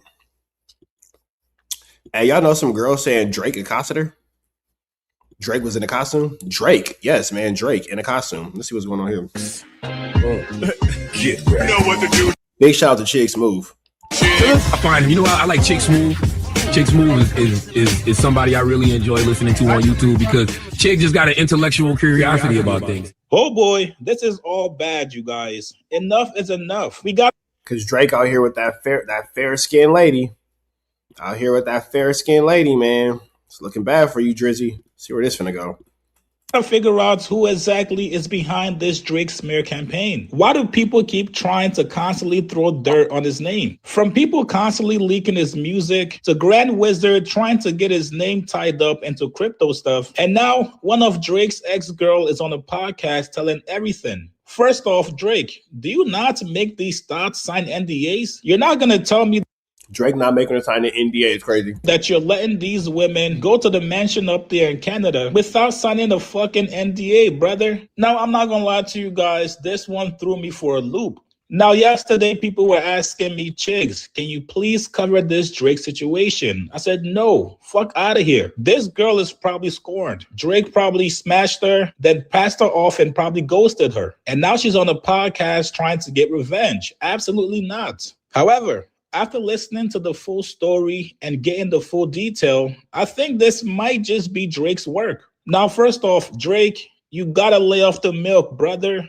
Man, more chocolate, less vanilla ice cream, bro. How many times has Dr. Umar told us, white women never, black women forever? Black queens forever, snow bunnies never. I said black queens forever, snow bunnies never. I said black queens forever, snow bunnies never. These white women will not do you any good. But for some reason, Drake cannot help. That's because he's YT passing. Drake is this color passing, so he's not really tripping. Like, I don't think that Drake really cares for ninjas, honestly. If you want to ask my just 100% analysis on the situation, I don't think that Drake, I said to say like father, like son. Drake wouldn't be here if it wasn't for this colored woman.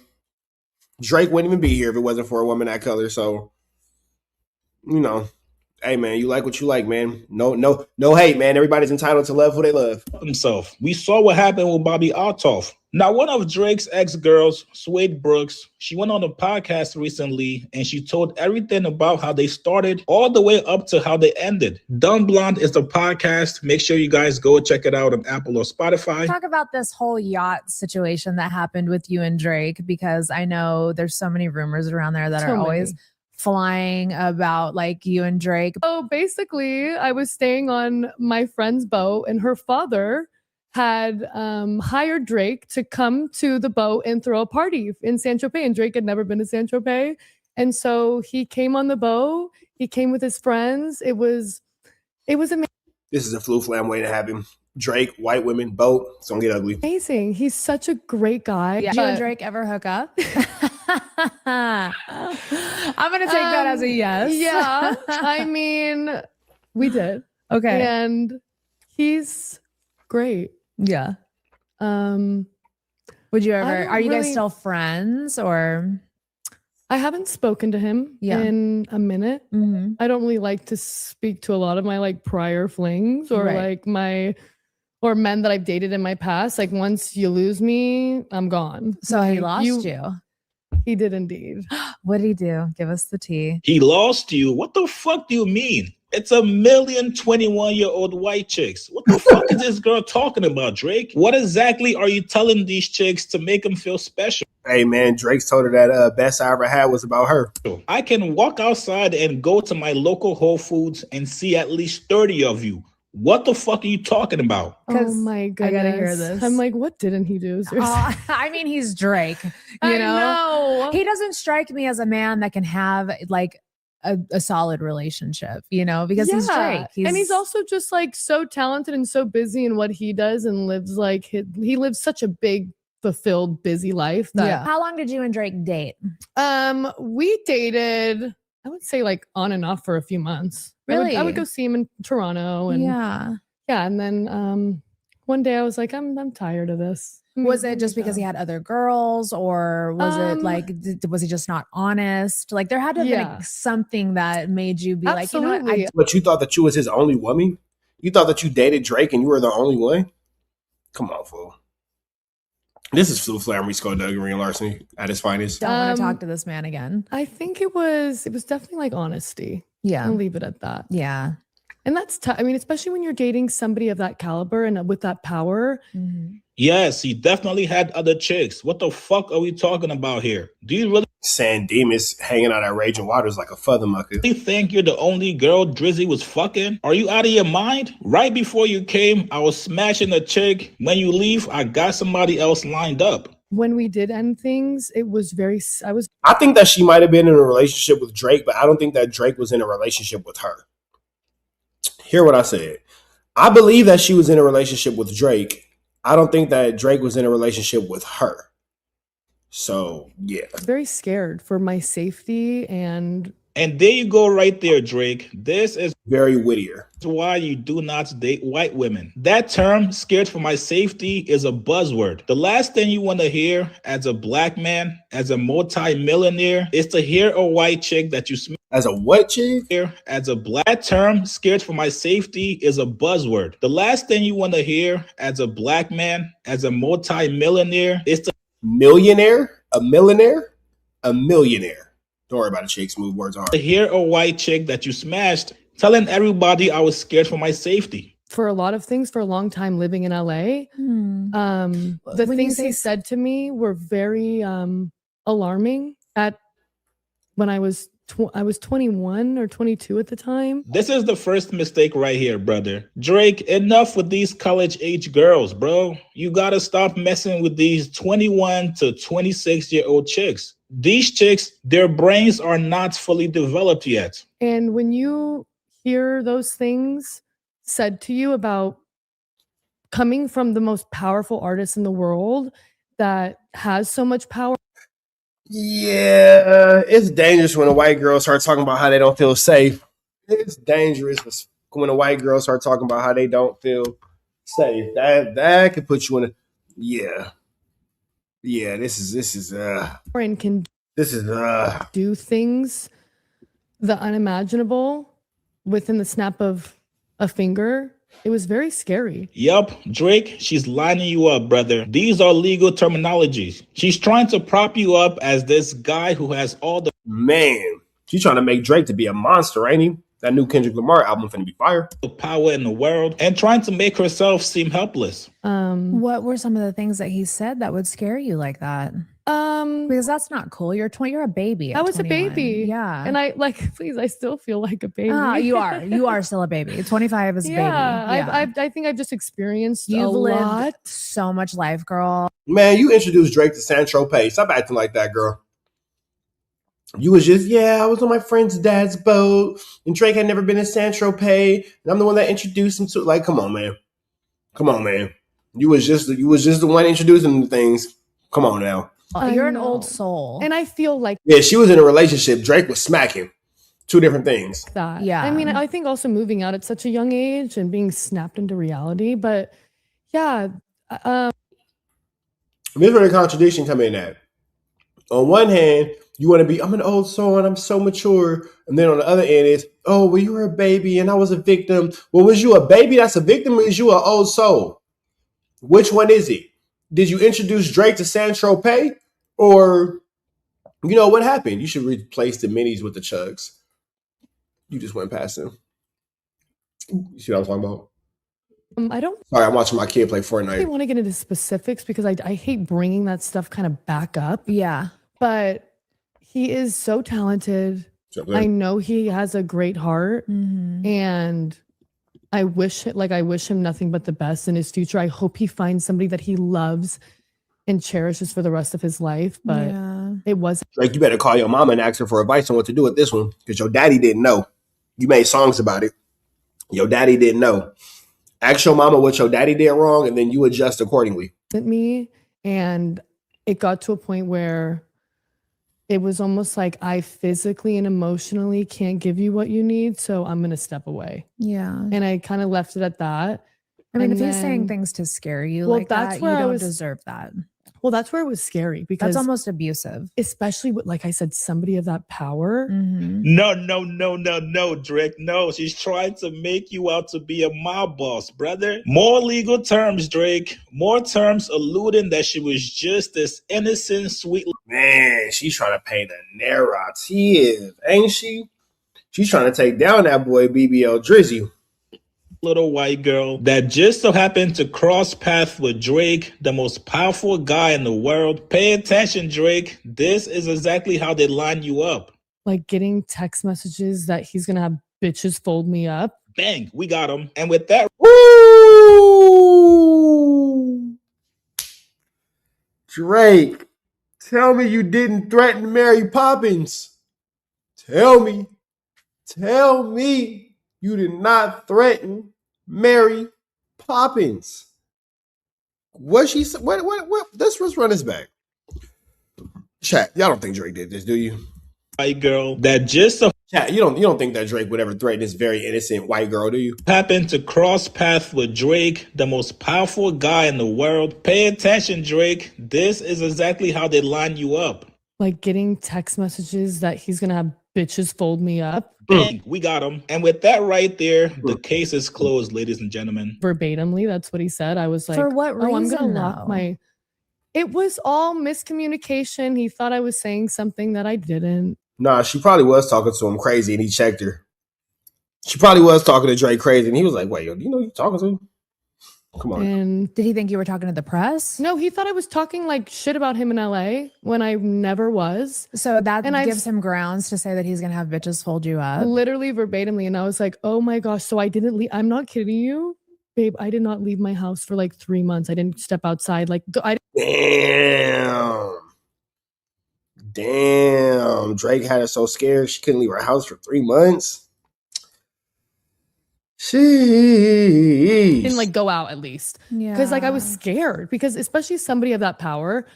And I know I've grown a lot from it and I know he's grown a lot from it. I think Yeah. also during that time it was a Whoop that.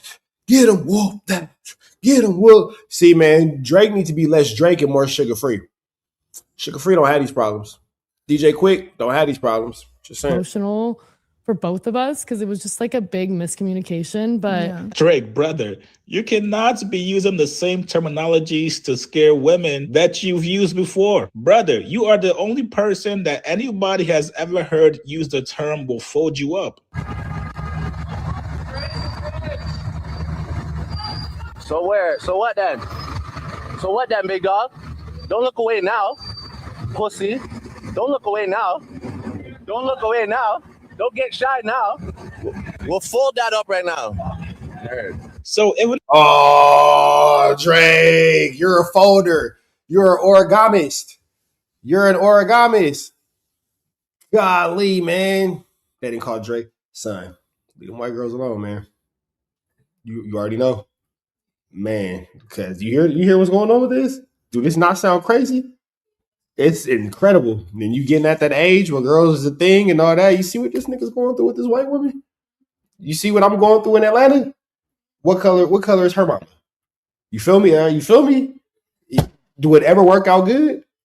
God, I'm just telling you, son. I'm just telling you, son. Learn from the mistakes of those around you. And then put your brother on game, man, because sometimes he iffy. Put him on game. You feel me? Look at your cousin's mama. What race is she? It's a bunch of drama with her. I'm just saying, man. I'm just saying, man. I'm trying to teach him. I'm trying to teach him, man. Be careful who you, boy, because Drake's an origamist. Drake's an origamist.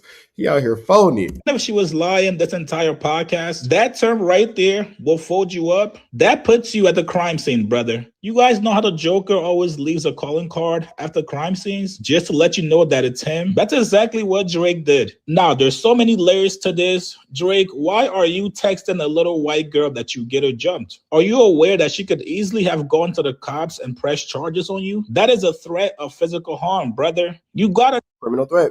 Know that the optics of that looks absolutely crazy, especially when you include everything you got going on. Now, secondly, if Drake is just out here casually threatening white girls, imagine how many other people he's threatened behind the scenes. Or even worse, how many other people Drake has actually harmed. Trap Lord Ross actually put out a video about Drake being involved in some very serious gangs out there. So, especially in this day and age where moguls are getting arrested for crimes that they've done, you would think that... Oh, I forgot.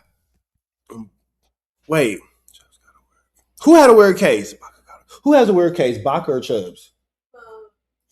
Chubbs got a weird case? Yeah. Baca has a weird case. Dang. Baca got a weird case. Why is he around? Sheesh. Not Baca. Not Baca. Man, that's man. Goodness gracious. Drake would actually just chill out a little bit. Now, again, these are just allegations, and we gotta hear both sides. My son looks, he goes, nah, it's Baca. It's Baca. Do I think Drake and his lawyers are going to respond to this? Absolutely not. This is a story that Drake once buried, but Drake, you gotta start moving smarter, brother. Stop issuing threats to women. Stop issuing threats to men. Stop issuing threats in general. You are way too big, way too rich, and... Hey, bro, you be acting light-skinned, fool. How you up like damn near a B? Is Drake a billionaire? If he's not a billionaire, he has to be close to it. How you up a B, close to a B?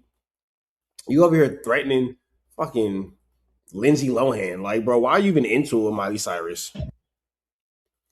Just like she said, Chat, can anybody help me? Way too powerful to be doing shit like that. Listen, man, y'all gotta stop doing this to Drake. Enough. Y'all gotta stop doing this to Drake. It's crazy.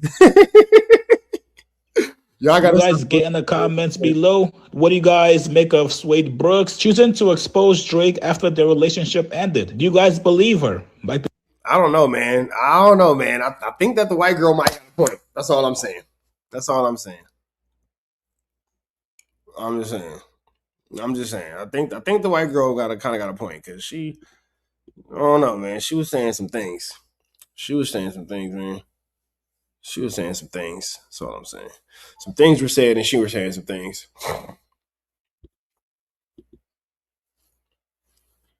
Dang. They like an hour late? Shouldn't that thing have been on already?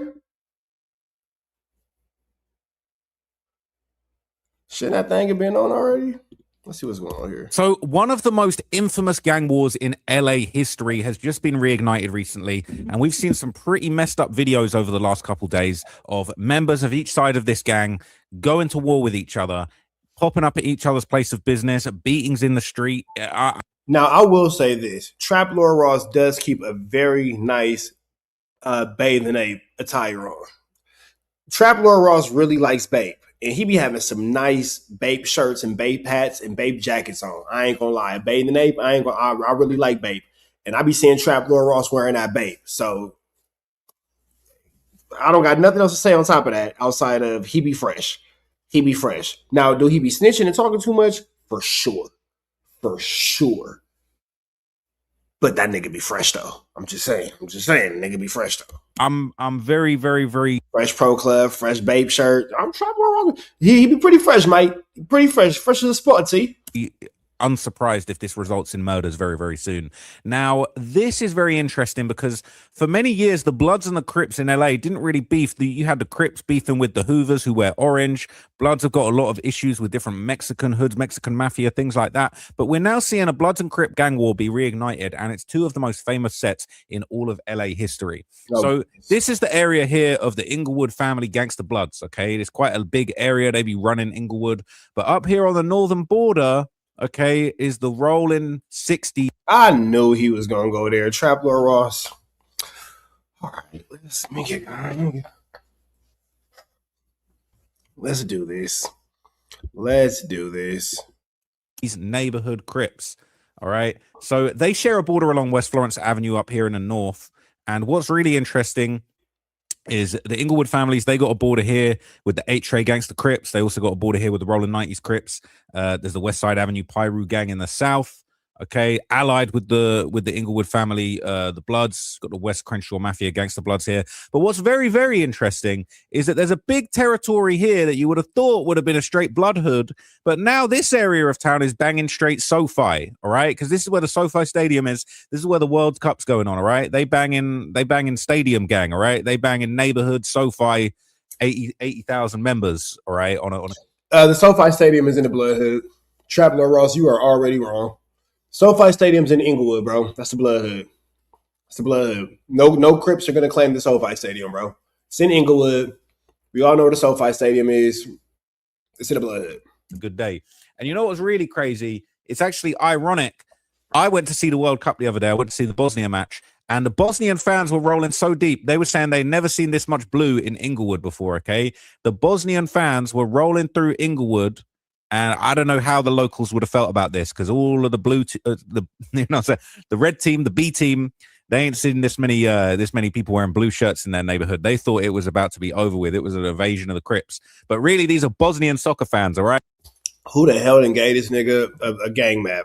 Crazy. Right, so, hold your horses, folks. But this actually blew a lot of people's mind. I went and actually watched this soccer game the other day, and it was lit. I really enjoyed myself, even though Bosnia got smoked, all right, by Switzerland. But anyway, as you can see, this is a very serious beef, and this north-south divide between, the Rolling 60 neighborhood Crips and the Inglewood families is very, very serious. I'll give you a little bit of backstory on each of these from this infamous gang map. Also known as the CMT Boys or the Chain Gang, the Inglewood family gangster. So this nigga don't know anything. He's just reading what's online. Trap Lord Ross doesn't really know anything. Let's get to the actual point. You're just reading quotes of whatever. The wars flared up once again, all right, when the Inglewood family gangster Bloods, all right, put up this video. And they put up on social media this video of them allegedly beating the brakes off of a Rolling 60s member with the caption, "First day out, belt to ass." And they would be dissing their dead member called Shady Blue. And this would be pretty vicious. I'm probably not going to be able to show you this. I'm probably going to have to blur this. So I'm going to just cue the blur. All right. Sorry that you might have to go and look this one up on your own time, because I don't think this is going to be a so.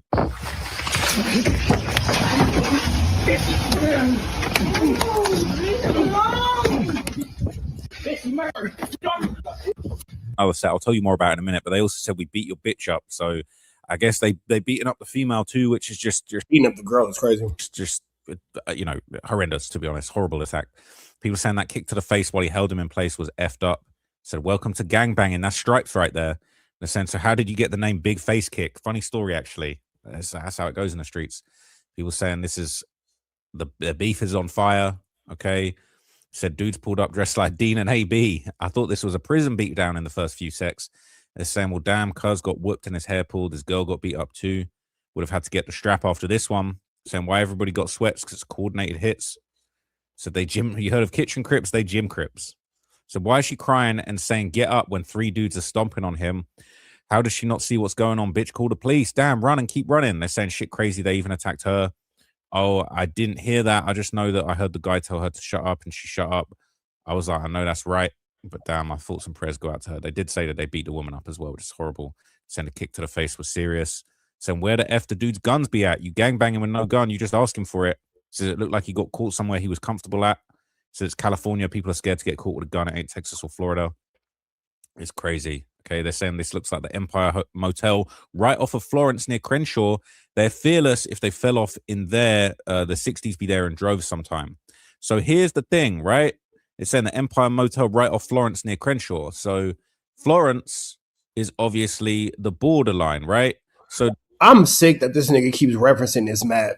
This is disgusting. They're saying that this is the motel right on this intersection, basically Florence Ave, Crenshaw Boulevard. There's not a motel on Florence and Crenshaw. There's not a motel on Florence and Crenshaw at all. So this is right at the border. This is the front line of this gang war, realistically. This is a gang. Well, it's not. That's actually not true either. Trap Lord Ross is just making things up. That's actually not true at all. Gang beef, straight front line. I would not want to be anywhere. This is a PSA to everybody out there in LA. Like, Trap Lord Ross, why are you lying, bro? It ain't nobody over there but some Mexicans selling tacos sometimes. It used to be a laundromat there, but now it's not a laundromat. I think it might be like a T-Mobile or something right there. Or like a Metro PCS or something. It's probably more realistic. It's what is that, an Arco across the street by the McDonald's? He's just like blatantly. I was on this street earlier today. He's just blatantly making things up. This little stretch of land here is a no-go zone right now. No, it's not. It's actually not. That's actually like, boy, Trap Lord Ross, boy. Do not go here. Do not be. They did actually mention Darby. It's going to be hard to watch this because he's not giving factual information at all. He's just referencing something that he saw on a map, and he thinks because he's reading it off the internet, he could push it off as true. Trap Lord Ross, this is why people from Los Angeles typically have a problem with your style of content and your style of news reporting, because you just literally went on here and said that this place is a no-go zone and made it seem like this is some like crazy gang ground zero stronghold. And if you went on there right now, the most aggressive thing you might see is a smoker on the corner begging for change. I'm not even sure what you're talking about. Now, are there spots and blocks where it goes down? For sure. You just don't happen to be naming any of them. You feel Park. me? So Derby Park is kind of the main. It says here it's the main hangout and ground zero area for Inglewood family gangster blood members over the last 5 decades off of Arbor Vitae, formerly 92nd, and Crenshaw Boulevard. While Arbor Vitae, nigga. This nigga said Arbor Vitae. Arbor Vitae? You can't trust somebody who can't pronounce the name of the street that they're talking about. Can't trust. My nigga said Arbor Vitae. That's incredible. I've never heard of Arbor Vitae. Arbor Vitae, yeah. I've never heard of Arbor Vitae. well-kept, scenic, and family-oriented park at face value, it overlooks the SoFi Stadium from a hill. Derby Park is notoriously known as one of the most dangerous parks in the county and on the west side, as several incidents have resulted in both rival gang members and civilians being murdered here in recent years and past decades, giving it the reputation of a place you probably should only visit if you're Inglewood family gangster blood affiliated or not. That's every park in LA for the most part. And if you're not over there bothering anyone and you minding your business and you just, taking care of what you got to take care of as you got to take care of it, no one's just accosting you, bro. Nobody's just accosting you. Like, I'm not sure where Arbor Vitae is. I know where Arbor Vitae is. Maybe on Arbor Vitae, things is different. But, you know what I'm saying? You liable to see kids up there playing basketball. You know what I'm saying? Now, that is those dudes' communities. But come on, fool. It's kids up there playing basketball. It's football practices going on up there. It's them dudes up there with their kids doing their own community work and all that kind of stuff. Like Trap Lord Ross. What the hell? What the hell? Reply 34. You live on Arbor Vitae or you live on Arbor Vitae? Because I ain't never met nobody who lived off Arbor Vitae. An affiliate that's from Inglewood and familiar with the area. Okay, so they got pictures from Google Maps of the park. You notice the bloods, right? They're just straight red. Just that nigga said they got pictures from Google Maps. And then here's the thing about that. You have the park at, never mind. This is the straight red tarmac, all right? There you go. You can got pickleball over there. I would not want to play in this park any time of day. And this is right by the stadium. They're saying this overlooks the SoFi Stadium, but this is not a place to be right now, okay? See the SoFi Stadium. That might be the last thing you see. Even the trees are bloods. Okay, that might be the last thing you see if you pop up over there. You want to go see a little soccer game. Do not go here. Definitely do not go here. Did you see like all the kids playing? Like, come on, bro. But this is not a place to be right now, okay?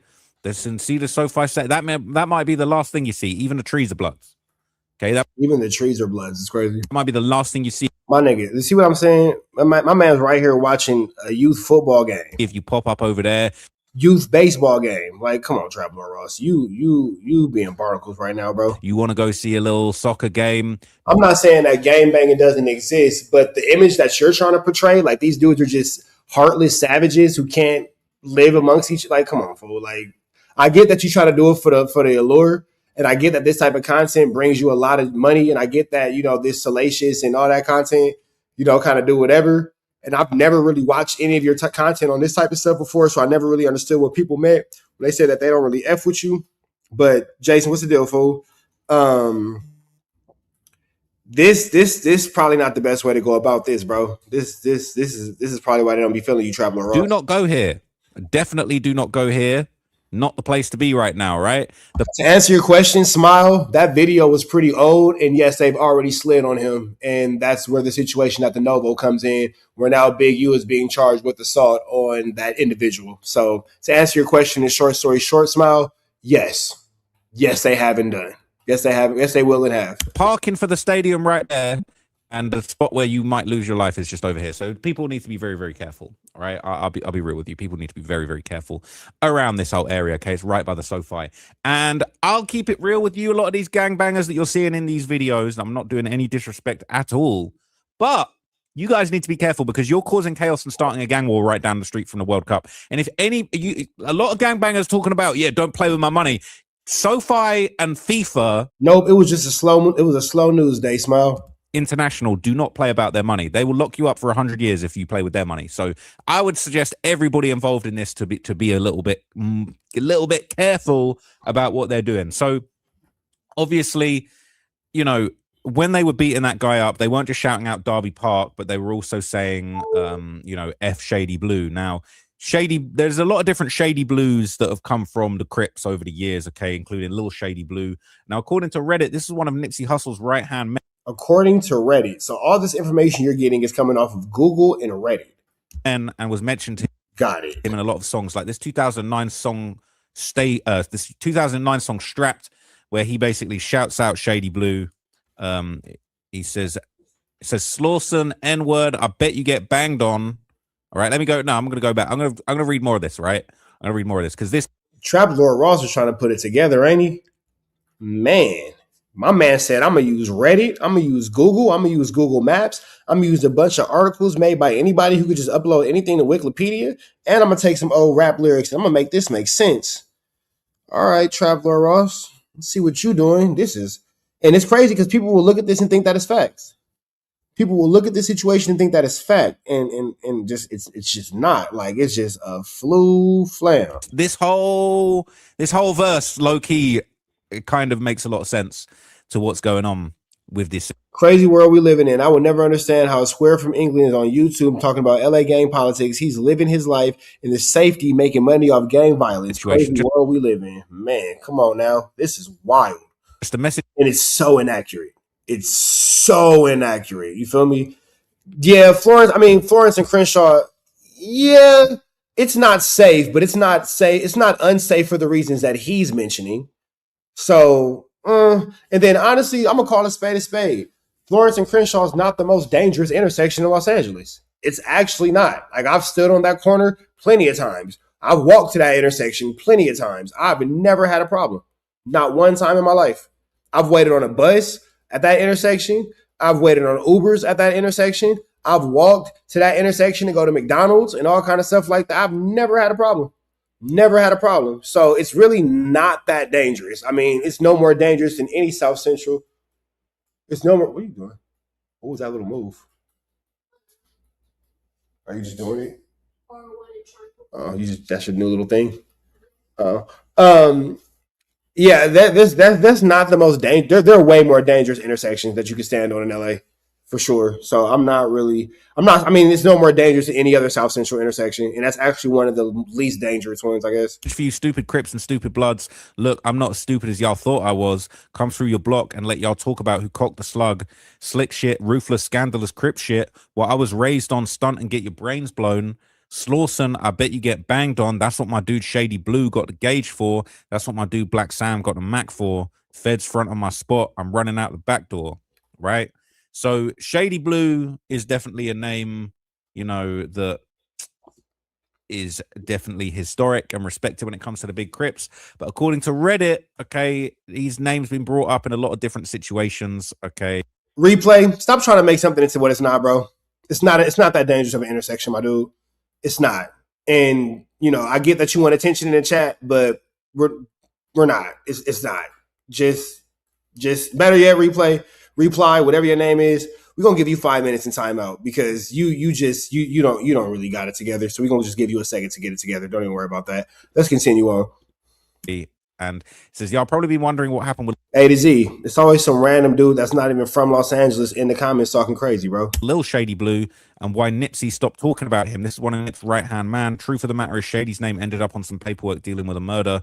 Nip says Shady's name in a song called Strapped. Okay. So obviously they're referencing that. People saying he went to West Angles Church, used to sing in the choir with Aunt Mildred. I bet right now he was wishing he stuck to praising the Lord. Said bro turned into a straight up. I don't know what that means. I'm not going to say that in case that's offensive, but I don't even know what that means. Okay. But yeah, this is a serious person. Okay. But there's different Shady Blues. So I don't know exactly who they was dissing, but they was dissing a Shady Blue of some sort. Okay. There's also Tiny Shady Blue, aka Shady Blue 4. Okay. A lot of different Shady Blues out here.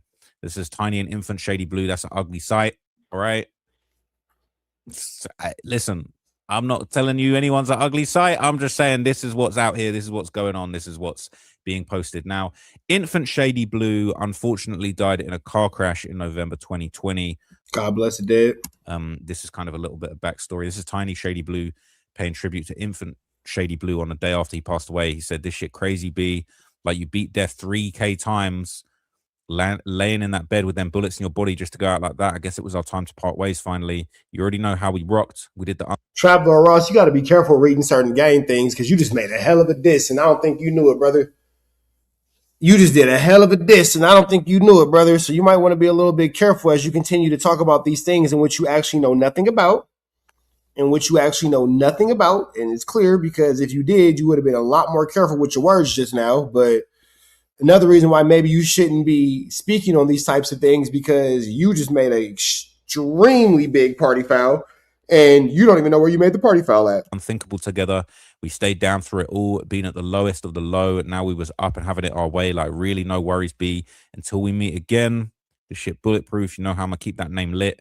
You know we had it rolling. They love the pack. 3K Amigos for life. Scan less for Shady. SIP Shady Blues.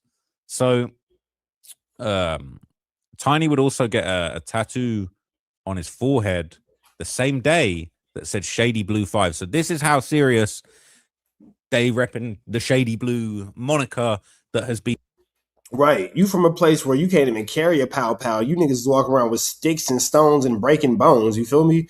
Snips, nails, and puppy dog tails. And you over here talking about LA gang politics? Crazy work. Passed down from kind of generation to generation, from member to member.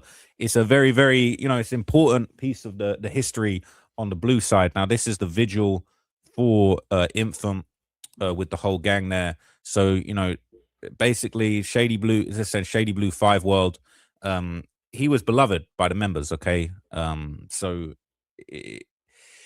Unfortunately, Infant Shady Blue passed away in November 2020, and then Tiny Shady Blue actually passed away the following year on April 2021. And allegedly, reportedly, the Inglewood family Gangster Bloods may well have been responsible for this, okay?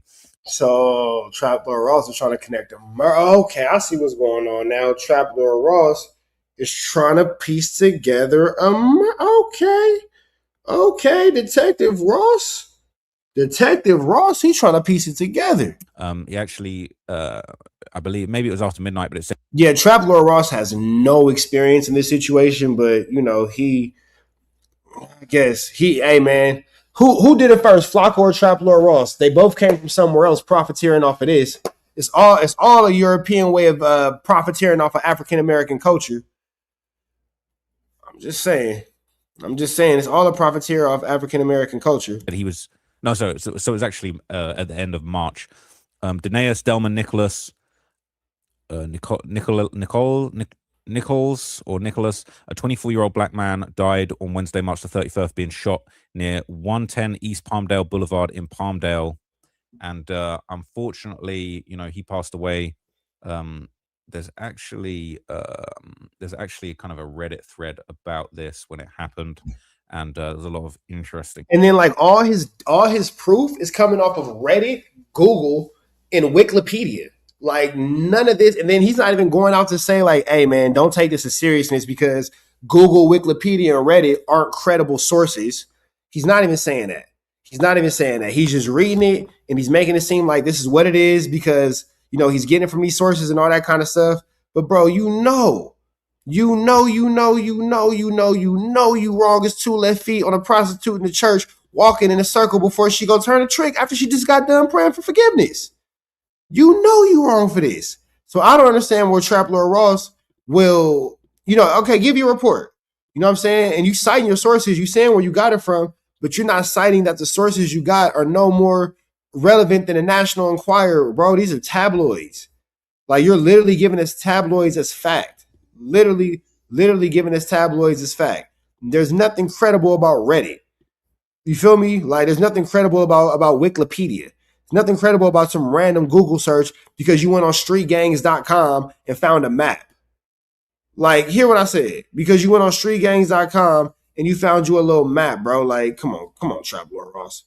Come on, Trap Lord Reezy. You got to do better, Trap Lord Reezy. You got to do better, bro. Not gonna lie. Information on there. It says Tiny Shady Blue from Rolling 60s, allegedly killed by Inglewood families in Palmdale. Some of his tweets a few weeks before he got killed show that he knew death was around the corner. Rest in peace. Okay, so there he is, man. Rest in peace to him. He said, if I ever get chipped or die, my mama already know the 6 dudes that would have carried my casket are dead already.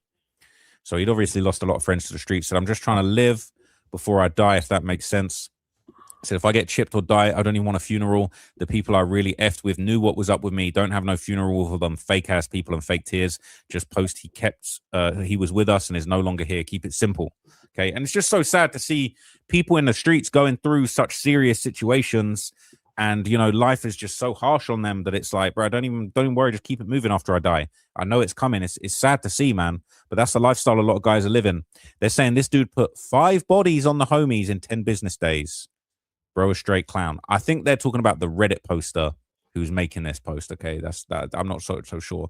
It says how they get him that. Yeah, because it's not real. Like you guys, you Trap Lord Ross, you're bringing this situation, you're bringing this to the internet, and you're talking about it as if it's an actual fact, and it's not. Trap Lord Enquirer, you feel me?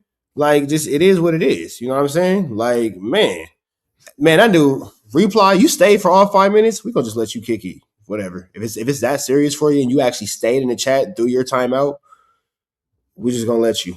But read the room though. Read the room. Hey, mods, let him. You feel me? Yeah, Trap Lord Ross, you're just making things up, bro. Effing far. The dude in the Reddit is just making things up. But that's what everybody's saying. That's why these gangbangers be having an issue with y'all, because y'all get into the content, y'all get into the space, y'all get to saying things that are just blatantly not real, that are just blatantly not true. And in saying these things that are blatantly not real and blatantly not true, you know what I'm saying? You disrespecting what they got going on. Now, is it what I got going on? No. But at the same time, too, if you're going to, start talking about what these guys have going on, you got to be a lot more factual in your capsule, big dog. Or make it clear that it's some cap in your rap. Like, hey, my dude, I'm picking all this up off Reddit. Reddit is not a reliable or a trusted source. Don't believe nothing off of Reddit because, it's just all too flamorous. But I'm going to just go ahead and talk about this because this is what's on the internet. That's one thing. But the way you say it so factually, and you say it with so much emotion, and you say it like it's so this is just what it is. You feel me?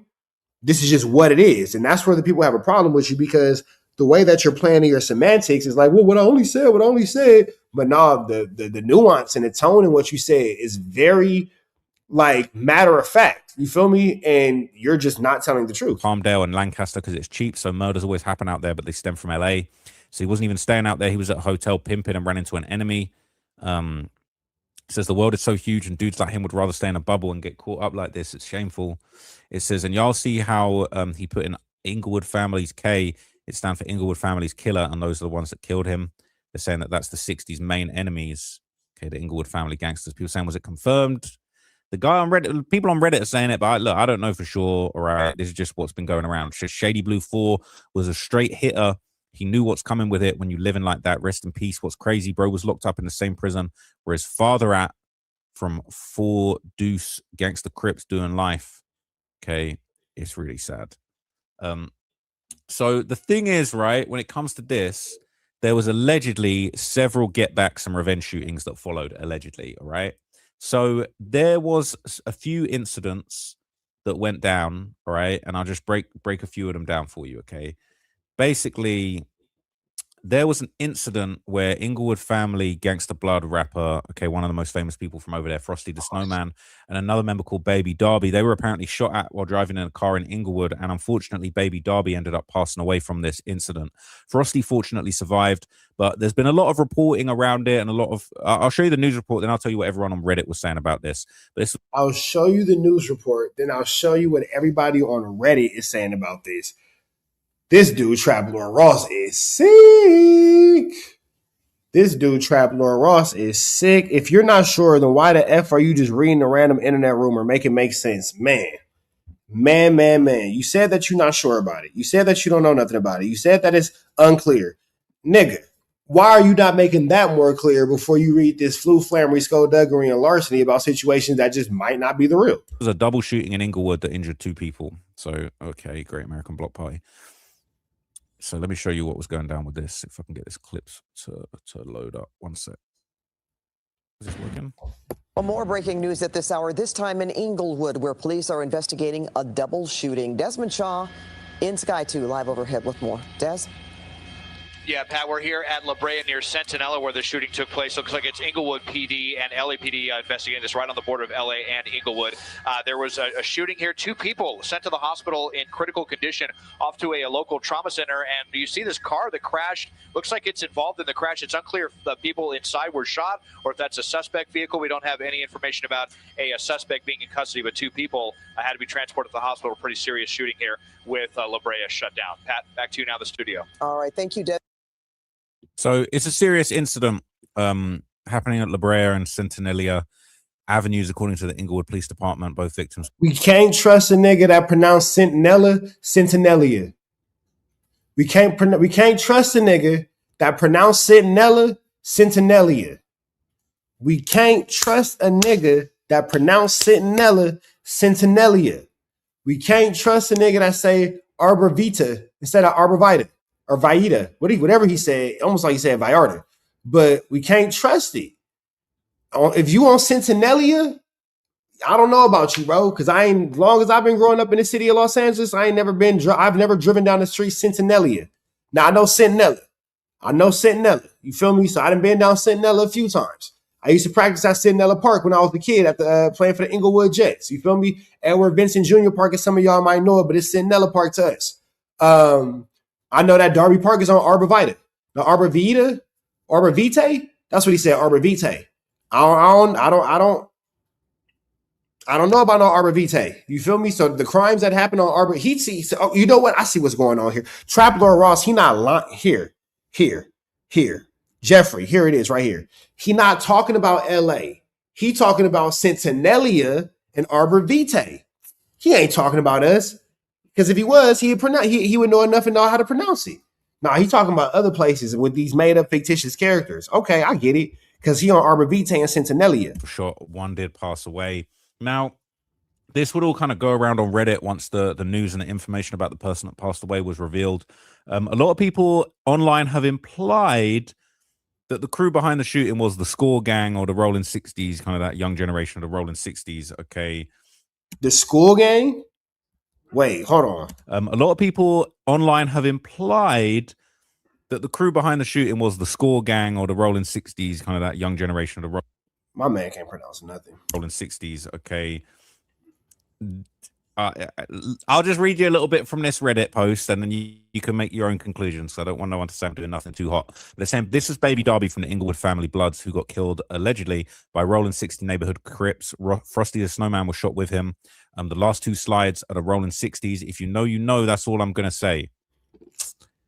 Listen, I don't know anything, right? People saying RIP Darby. Darby was shot in the head. Frosty was shot in the arm. This all happened in We know nothing. We know nothing. This nigga right here, he think it's called Centinela. and it's Arbor Vitae. So don't take nothing that he say serious.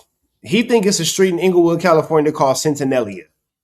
He think that it's a street in LA called Arbor Vitae. Don't take nothing that he say serious. Don't get upset. Man, he talking about the homies. He talking about blah, blah, blah. Don't even bother yourself because he's a flu flammer, a skulldugger, and a larcer. And there's absolutely no truth to anything that Trap Lord Ross is saying in his video. He's gotten a lot of things just dramatically wrong. Dramatically wrong. So we're not going to take this as any more than entertainment. We're not going to take this as any more than Trap Lord Ross doing what Trap Lord Ross does, make fictitious content for the YouTube station and for the YouTube platform, because it ain't no way, shape, form, or fashion that any of us can take this man serious after we just listened to him say Centenalia and Arbor Vitae. 2021. So that's Derby. That's obviously the news that we already saw. The Sen Frosty the Snowman got on live on IG for the first time since being shot. He says he was almost paralyzed. Now, I've done a video previously where I was talking about this incident just in the midst of Frosty having that beef with Draco the Ruler on some separate shit. And I believe he posted videos in the back of the ambulance. I think he had like a G-Wagon following him. So, you know, he was definitely well protected in class. You know, definitely some interesting characters from Score Gang that just coincidentally appear to have been put. You can see the Score Gang jacket there, right? So, yeah. I'm gonna be careful what I read. People said, if you know, you know. That's all I'm gonna say. They saying, please. They're saying, dude said way too much. Now we all know. Trap Lord Ross head ass. God damn it. I ain't saying nothing. I'm not. Trap Lord Ross head ass. Honestly, fool, I think they did cancel the Tuesday show. We've been waiting, bro. We've been waiting. Shout out to the home team. A to Z. You see what I did there? Shout out to the home team. Out the park. Anyway, back to what we talked about in the video. I don't think that there's anything going on that is going to really show any substantial evidence to what Trap Lord Ross is saying. It just seems like he is doing a whole lot of unnecessary talking, and it doesn't sound like Trap Lord Ross knows anything about what he's talking about, man. So go, yeah, for sure. Go stream New Jack's music. He has great music. Shout out to him. Saying no, I'm just. As Crib Mac would say, he's a great individual. A great American, as Crib Mac would say. He's a great American. What the hell? They're saying dry snitching like a MF, all right? For real, so you snitching. I said, damn, how they even find them. Frosty experiencing this and still acting untouchable is crazy. They're saying Score Gang, too bad the 60s at the bottom don't put out more music. I don't know about that. They said 60s was going crazy in 2021. Now they still pushing Inglewood Family Gangsta K extra hard, especially now that squabble they got with them. Said, yeah, but I'll be like, these are a bunch of people from nowhere in Los Angeles, let alone nowhere in California, having this conversation, politicking who's doing what. Oh, yeah, they're getting into it with this person, getting into it with that person. Like, nigga, nobody in this conversation is even in Los Angeles. It's a bunch of dweebs on Reddit giving their synopsis of what they feel like is going on. You feel me? This is incredible. This is incredible. Like, this is not, I can see if Trap Lord Ross was in like the barbershop or like in the hoods or like in the plazas, and you know what I'm saying? Trap Lord 100, same Discord news outlet. On God, bro. Like, he's a Discord news outlet. I can see if he was like in the community with these dudes, in the neighborhood with these dudes. I can see if anything happened to where he was, you know, for lack of better words, amongst the members, but you're not.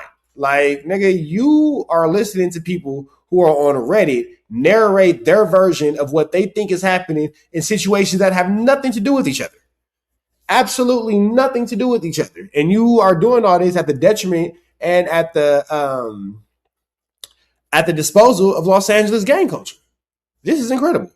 Trap Lord Ross, you are a flu flammer. You right here, Harry Potter, you a flu flaming skull Duggan Larson individual, brother. Be real, all the 60 shooters that was active in the wars 2020-21, all in jail. Only like a few of them is out, to be honest. It's really dead. They're not killing, nothing like that no more.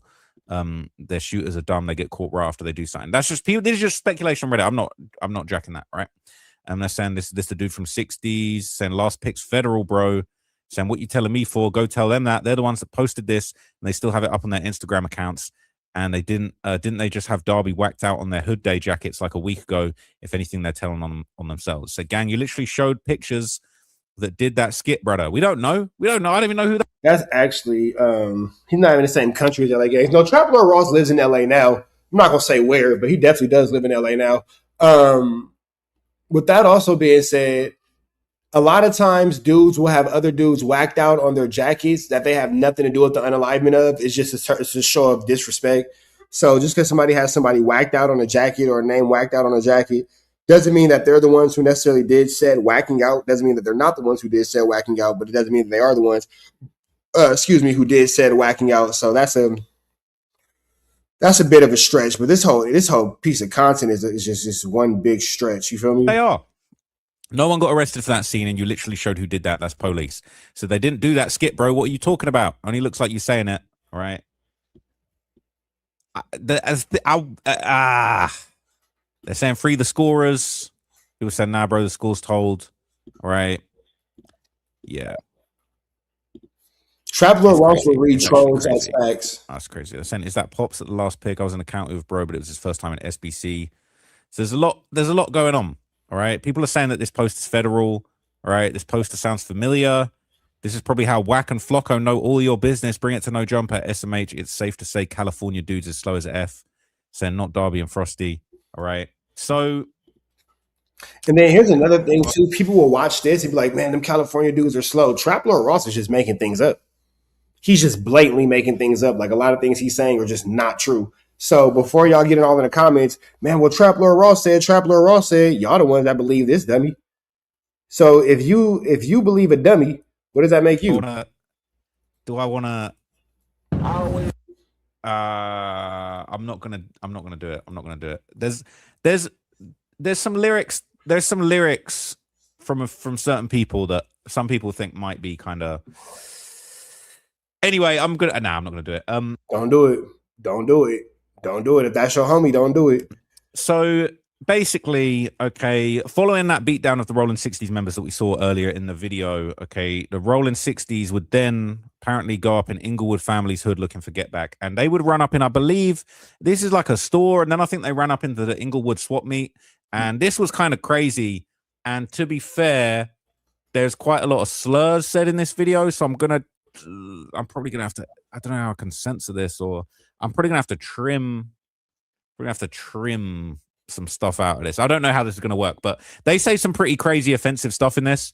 They use the F slur to refer to people from Inglewood, which this is a video where they make the security guard disrespect the Inglewood families while in the Inglewood swap meet. I didn't know that was a thing, right? They basically run up in the store. They say some pretty offensive stuff, and they reference the people that got killed. They asked the store clerk for some Darby Woods in reference to the blood that got killed in that incident, baby Darby. They also asked for some Indian Blues, which is this Indian Red Boy, another Inglewood family gangster blood member that was killed in July 2021 on a kind of different sort of separate situation. He was actually killed. He was live on IG Live, and obviously he had a lot of issues with Draco the Ruler. Draco rapped, since they love Instagram so much, they're going to die on it. He made fun of this guy a lot. And he died on July the 8th, 2021. Munchie B is not gonna like this one. And basically people don't know how it happened or who was responsible. There's many theories. People say it's some of the craziest shit they've ever seen. It's a horrible video. Okay, I won't show it to you. So I remember seeing the video. He was shot in the lungs. He couldn't say anything. Then he died. The look of horror on his face, knowing it was over, was crazy. It is just horrible. They're saying, wasn't he shot in the face or was it all in the body? Said he had to have got hit in his lung or somewhere in his respiratory system because he was choking on his own blood, gasping for air. He couldn't even get out his last sentence. It was really sad. People say they never forget the IG. It was horrible. It was honestly, it's just horrible. It was horrible. I think maybe that was the video. I ain't gonna get into all that. But anyway, this is what went down yesterday, and this is pretty crazy. Hey, is there a death for sale in here? Y'all got some Darby Woods in here? What? Y'all got some Darby Woods? You ain't got no Darby Woods? On 6 y'all ain't got no Indian Blues in here? 6 They homie, they know they ain't got no Darby in here? They ain't got no Darby in here? Ain't no Darby in here? Ain't no Darby in here? Dead homies, nigga. The fuck? SC crib, nigga. There ain't no Darby in here, nigga. 6 nigga. No Darby in here, nigga. Dead homies, nigga. Say guard nation, let them niggas know we guard, okay? Nigga, fuck it. Nigga, fuck it. Nigga say fuck it. Get him, nigga, he said fuck it. Nigga, on hood crib, nigga, he said fuck, nigga. Neighborhood crib, 6th Street, we out here, broad daylight, 2 o'clock in the morning. I mean, in the day, 6 so it don't matter, nigga, on hood. Today's gonna be a marvelous day. Ass. Nigga, Inglewood God, nigga. We up here, nigga. This our shit, nigga. Tiny Papa on hood, Tiny Papa on 6 on the dead homies, nigga. On the dead homies, nigga. 6th Street, nigga. Ass on hood. On 6 this our shit, nigga. This our shit, little nigga. On 6 this our shit, little nigga. Dead homies, nigga. Okay. A lot of fuck them dudes. 6 Y'all know what it's at. On rolling. We know about all the spots, nigga. This our shit, nigga. It's crazy. Okay, it's crazy. They're doing a lot. All right. Store clerk, like, here we go again. He didn't trim enough. People can't believe it. Okay. It's crazy. People saying, how come they didn't go to Derby Park? So they went there first, go on Honest Media IG. They hit Derby, swap meet, and then the liquor store. If you're really looking for that smoke, you're supposed to post up, relax, and grab a chair, saying they don't want to die. I said, relax, just hang out all day. Isn't it crazy how people who are inside will tell you how to handle your situations outside? Like, oh, you're supposed to do this. They don't show up in 20 hours, just spend the night. Maybe tomorrow they'll show up. But if you really want smoke, just stay there till they have to go there. Okay, people saying they're leaving a trail. Imagine just trying to run on honest business and feed your family. You got to deal with this shit. Now, that's what we're not talking about. Imagine trying to run an honest business and feed your family, and you got to deal with this. Now, that is very true. That's a real victim here. Every day they're saying should have picked a better spot. You already know what time it is. That's a fact, right? Why not just go up to Derby? They're saying they didn't have a death wish. They pushed all their shit where they're supposed to be at, but they didn't go to Derby. They're saying yes, they did. We might have to find out. We might have to find out if they went to Derby. So they made a stop at the swap meet on a day that a World Cup game is going on, and the police is out hot too. All right. This is the thing. All of this going on while the World Cup's going on, bro. Everybody's going to jail. I'm not going to lie to you, bro. I think everybody's getting scooped up. Well, duh. Everybody's getting scooped up and going to jail. Like, guys, I'm not trying to get involved in your gang business, but like, if you're not careful, everybody will be going to prison. So I've just popped up onto Honest Media's page, as that comment suggested. I'm not seeing any clips of them at the park. I did see them on the story. There was a little bit more than what we saw. They said they was going to No Jumper. That's all they said. Let them niggas know we guard. We seen that. We seen this. We on our way, nigga. No Jumper, nigga. Go beat up Munchie right now. 6 we couldn't see you, nigga. So nigga, on hood, you can't, nigga. On hood, nigga. We couldn't see you, nigga. Don't lock the door. Don't lock the door. Try that back. So, okay. They're saying they're going to pull up on Munchie at No Jumper. Munchie left No Jumper a few weeks ago, so I don't know how that's going to work. But look, I would say anybody involved in this situation, man, I would say calm. Right now, it's the World Cup, man. They're going to be throwing all kinds of years and... Okay, so on that note, we're going to go ahead and... All right, it's okay. That could be why today's episode of No Jumper got canceled. The young niggas went up there tripping. Okay. Let's see what else we got. Alrighty.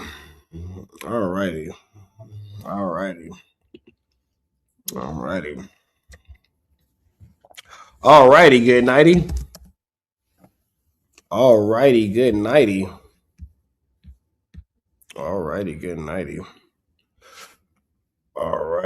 nighty. Let's see. Okay, so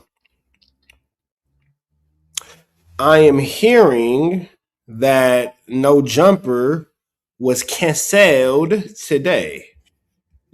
It was canceled. They said that No Jumper was canceled. Do we have an episode of No Jumper today? It was supposed to be with Rios, I believe. You know what? Let's start off with Instagram because I believe Rios was supposed to be on there. Not now. Let's see.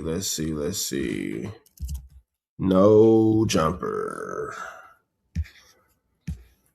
So we don't have anything from today. Am I tripping? Or Rios is supposed to be on there? Where did I see they were talking about Rios being on No Jumper? It's No Jumper. Right here. Let's see. YouTube chat. Let's see. Am I tripping? Real supposed to be on there. Let's see.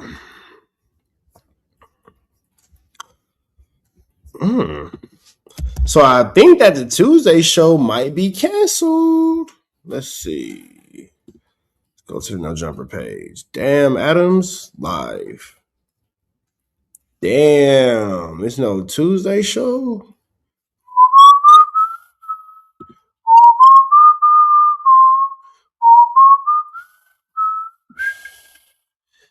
It's no Tuesday. Damn.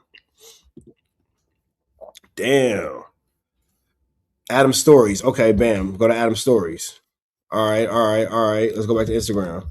Go to Adam Stories. I don't follow Adam, but let's see. Nope, I don't follow Adam. Let's see. I know a lot of people been hating in the comments. All right, as far as the Tuesday show, I was so close to putting together what I feel is the best version of the Tuesday show that could possibly exist at this time. We're one away. One person who was supposed to be there was not available. That update will be coming next week. So this week, we have a cast that is very on point, but not 100% there. I think it'll be entertaining. I think it'll be a good time, but it's not quite what I wanted, but it's cool. It's gonna be a good time. I thought about canceling, honestly, and just doing a big reveal. Wow, this is the new Tuesday show next week, but I have to provide for you guys. You guys need the entertainment. So 4 o'clock. See y'all there. Well, no, because it's 5 o'clock now, nigga. It's 5:30. We still ain't seen it. It'll be a good time. It's just not 100%. So you got Rios, Jalise, Lush, J Hood. Okay. All right. Usually, Yo, King Yella. I thought this current era of No Jumper, how's the name? The chaos era. That's what I'm gonna call it. You know, it's like No Jumper goes through like long periods of steady content, and then it'll be like briefly interrupted by these sort of explosions in which everything just gets switched up for a while, you know? And so this has been the chaos era, but we're entering into another era. You know, you don't really know what the era is going to be. I got you on live, so be mindful of your manners. Gucci, what's the deal, my fella? So I'm sitting here, I'm trying to, listen to my Will Smith CD. I'm all excited. Tuesday show, I'm looking to see Rios and all that kind of stuff, and I can't find the show. So, due to circumstances beyond our control, the Tuesday show is on hiatus for today. However, I can tell you that next week's Tuesday show is going to be something that everybody's going to be talking about. Good, bad, or ugly. We got a lineup that everybody is going to be talking about, brother. All right. Look, don't tell me nothing, because I leak like a bad faucet unless it's important. Don't even tell me nothing. But all right, fool. Hey, let me ask you this question. Yeah. Did Rich Rabbit mess up the show today? Because if he did, I'm finna talk shit. No, it wasn't. It was not on double. It was not on double R. All right, bet. Look, because he got to make the riches look good, bro. Yeah, exactly. I was gonna say, you feel me? Y'all are both Rich Gang in different capacities. Yeah, that's my bro. Yeah, you already. All right, fool. Be safe, my nigga. You already know it's love, player. You keep doing your thing, man. I always love to tune in. Oh man, love. Be safe, brother. Should be smooth on. So that's Lush, and it ain't no Tuesday show. Man. It's canceled. Man. But I would like to see Rios on there. But let's see where this goes. Called until you get into it, but this is actually the final Chaos Era podcast tonight. After tonight, we start a new era with a new collection of hosts. But tonight, the fuck shit will be on full display. It's a proper send-off to the Chaos Era. Okay. All right. All right. So I have an announcement. We are not going to be doing the No Jumper show tonight. We are going to be coming back with our latest and greatest new and They flu flammed us. They flu flammed us.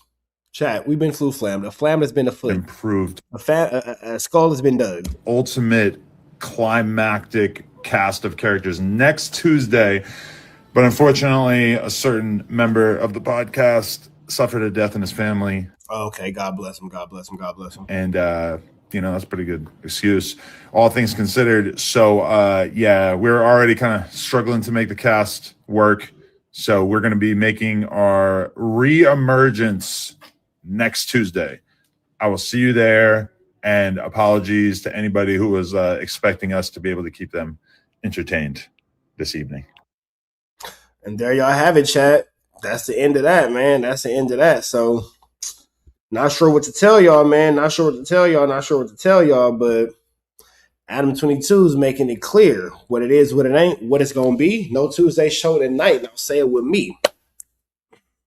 So, for those of y'all who are a little upset about that, guess what? I don't know what to fucking tell you, big dog.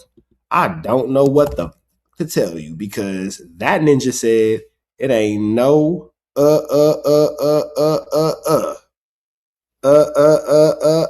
it ain't none of that. You feel me? So, with that being said, let me see something real quick.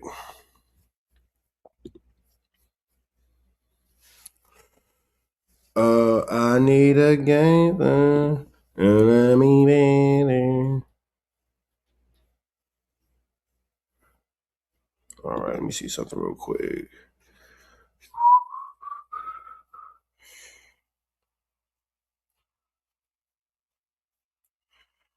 Let me see.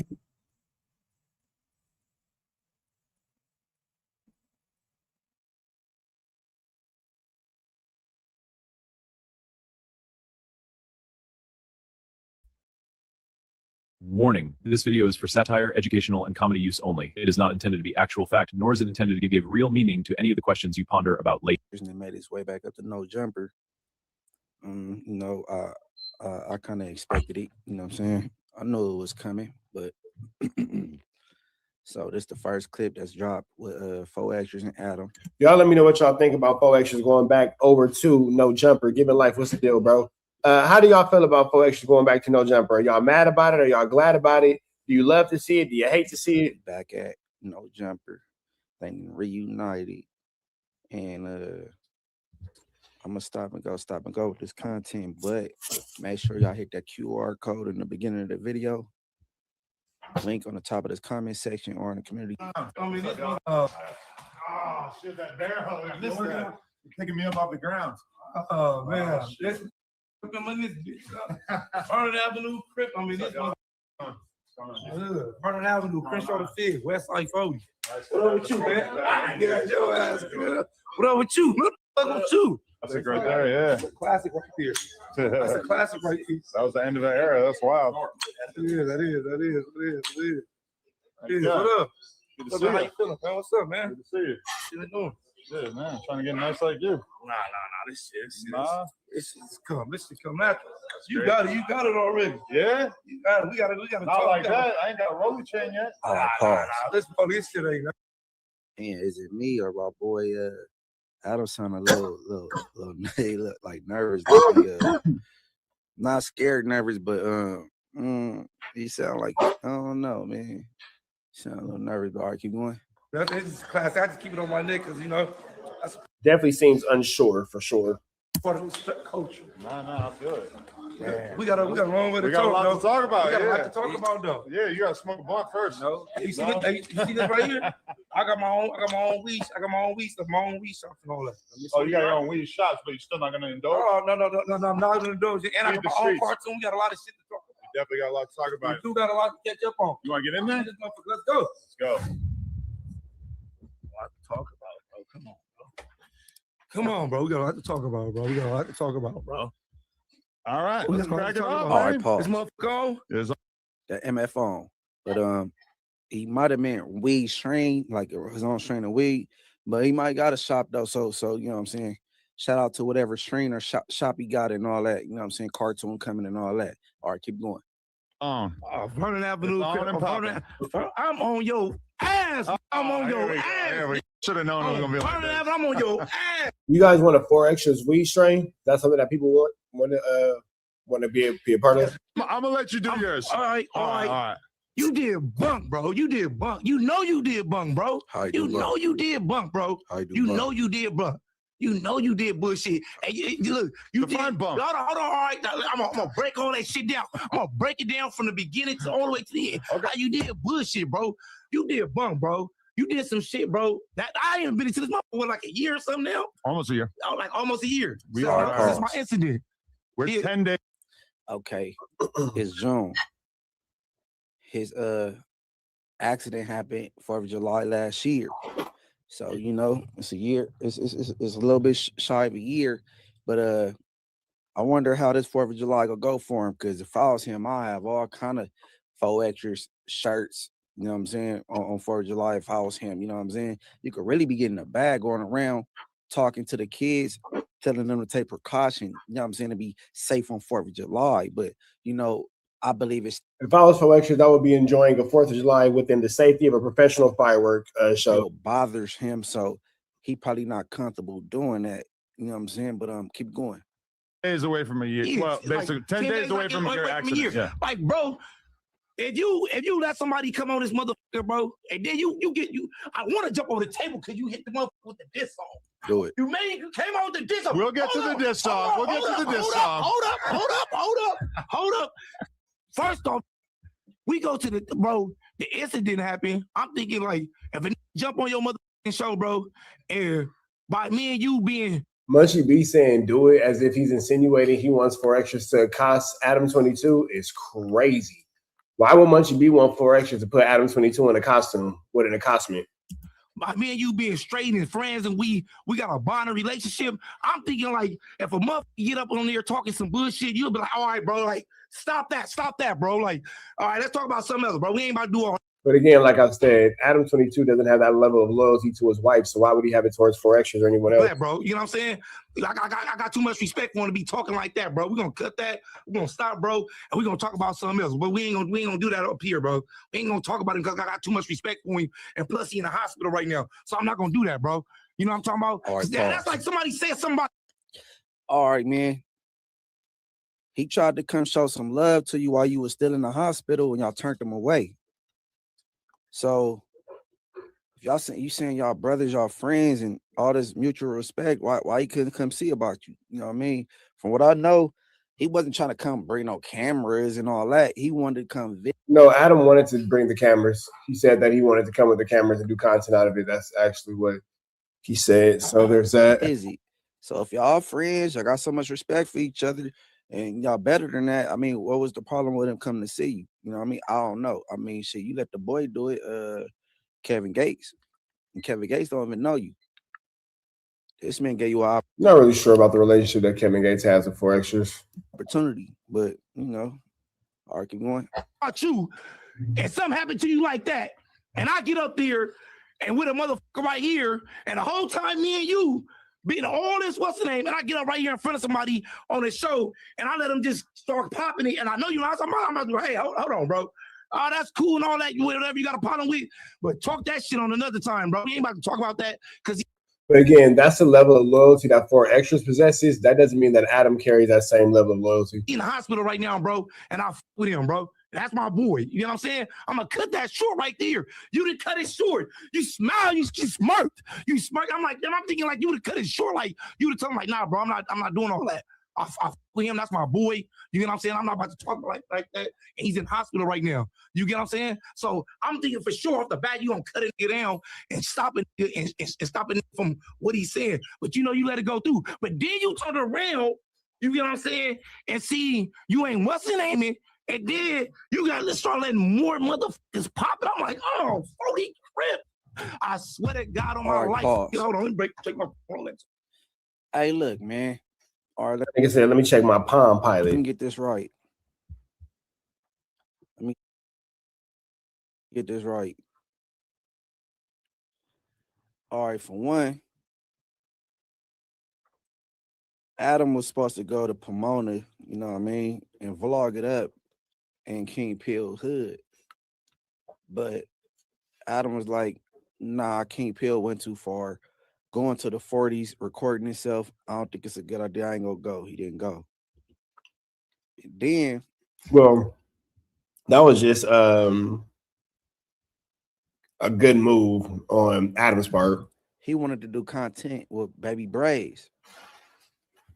But he sat there and said, I talked to 4XTRAZ. Yeah, that is kind of like, you know, he getting something off of him. Oh, I spoke up for Baby Braze, like, hey, he talk his ish. Let him get a chance to kick his ish.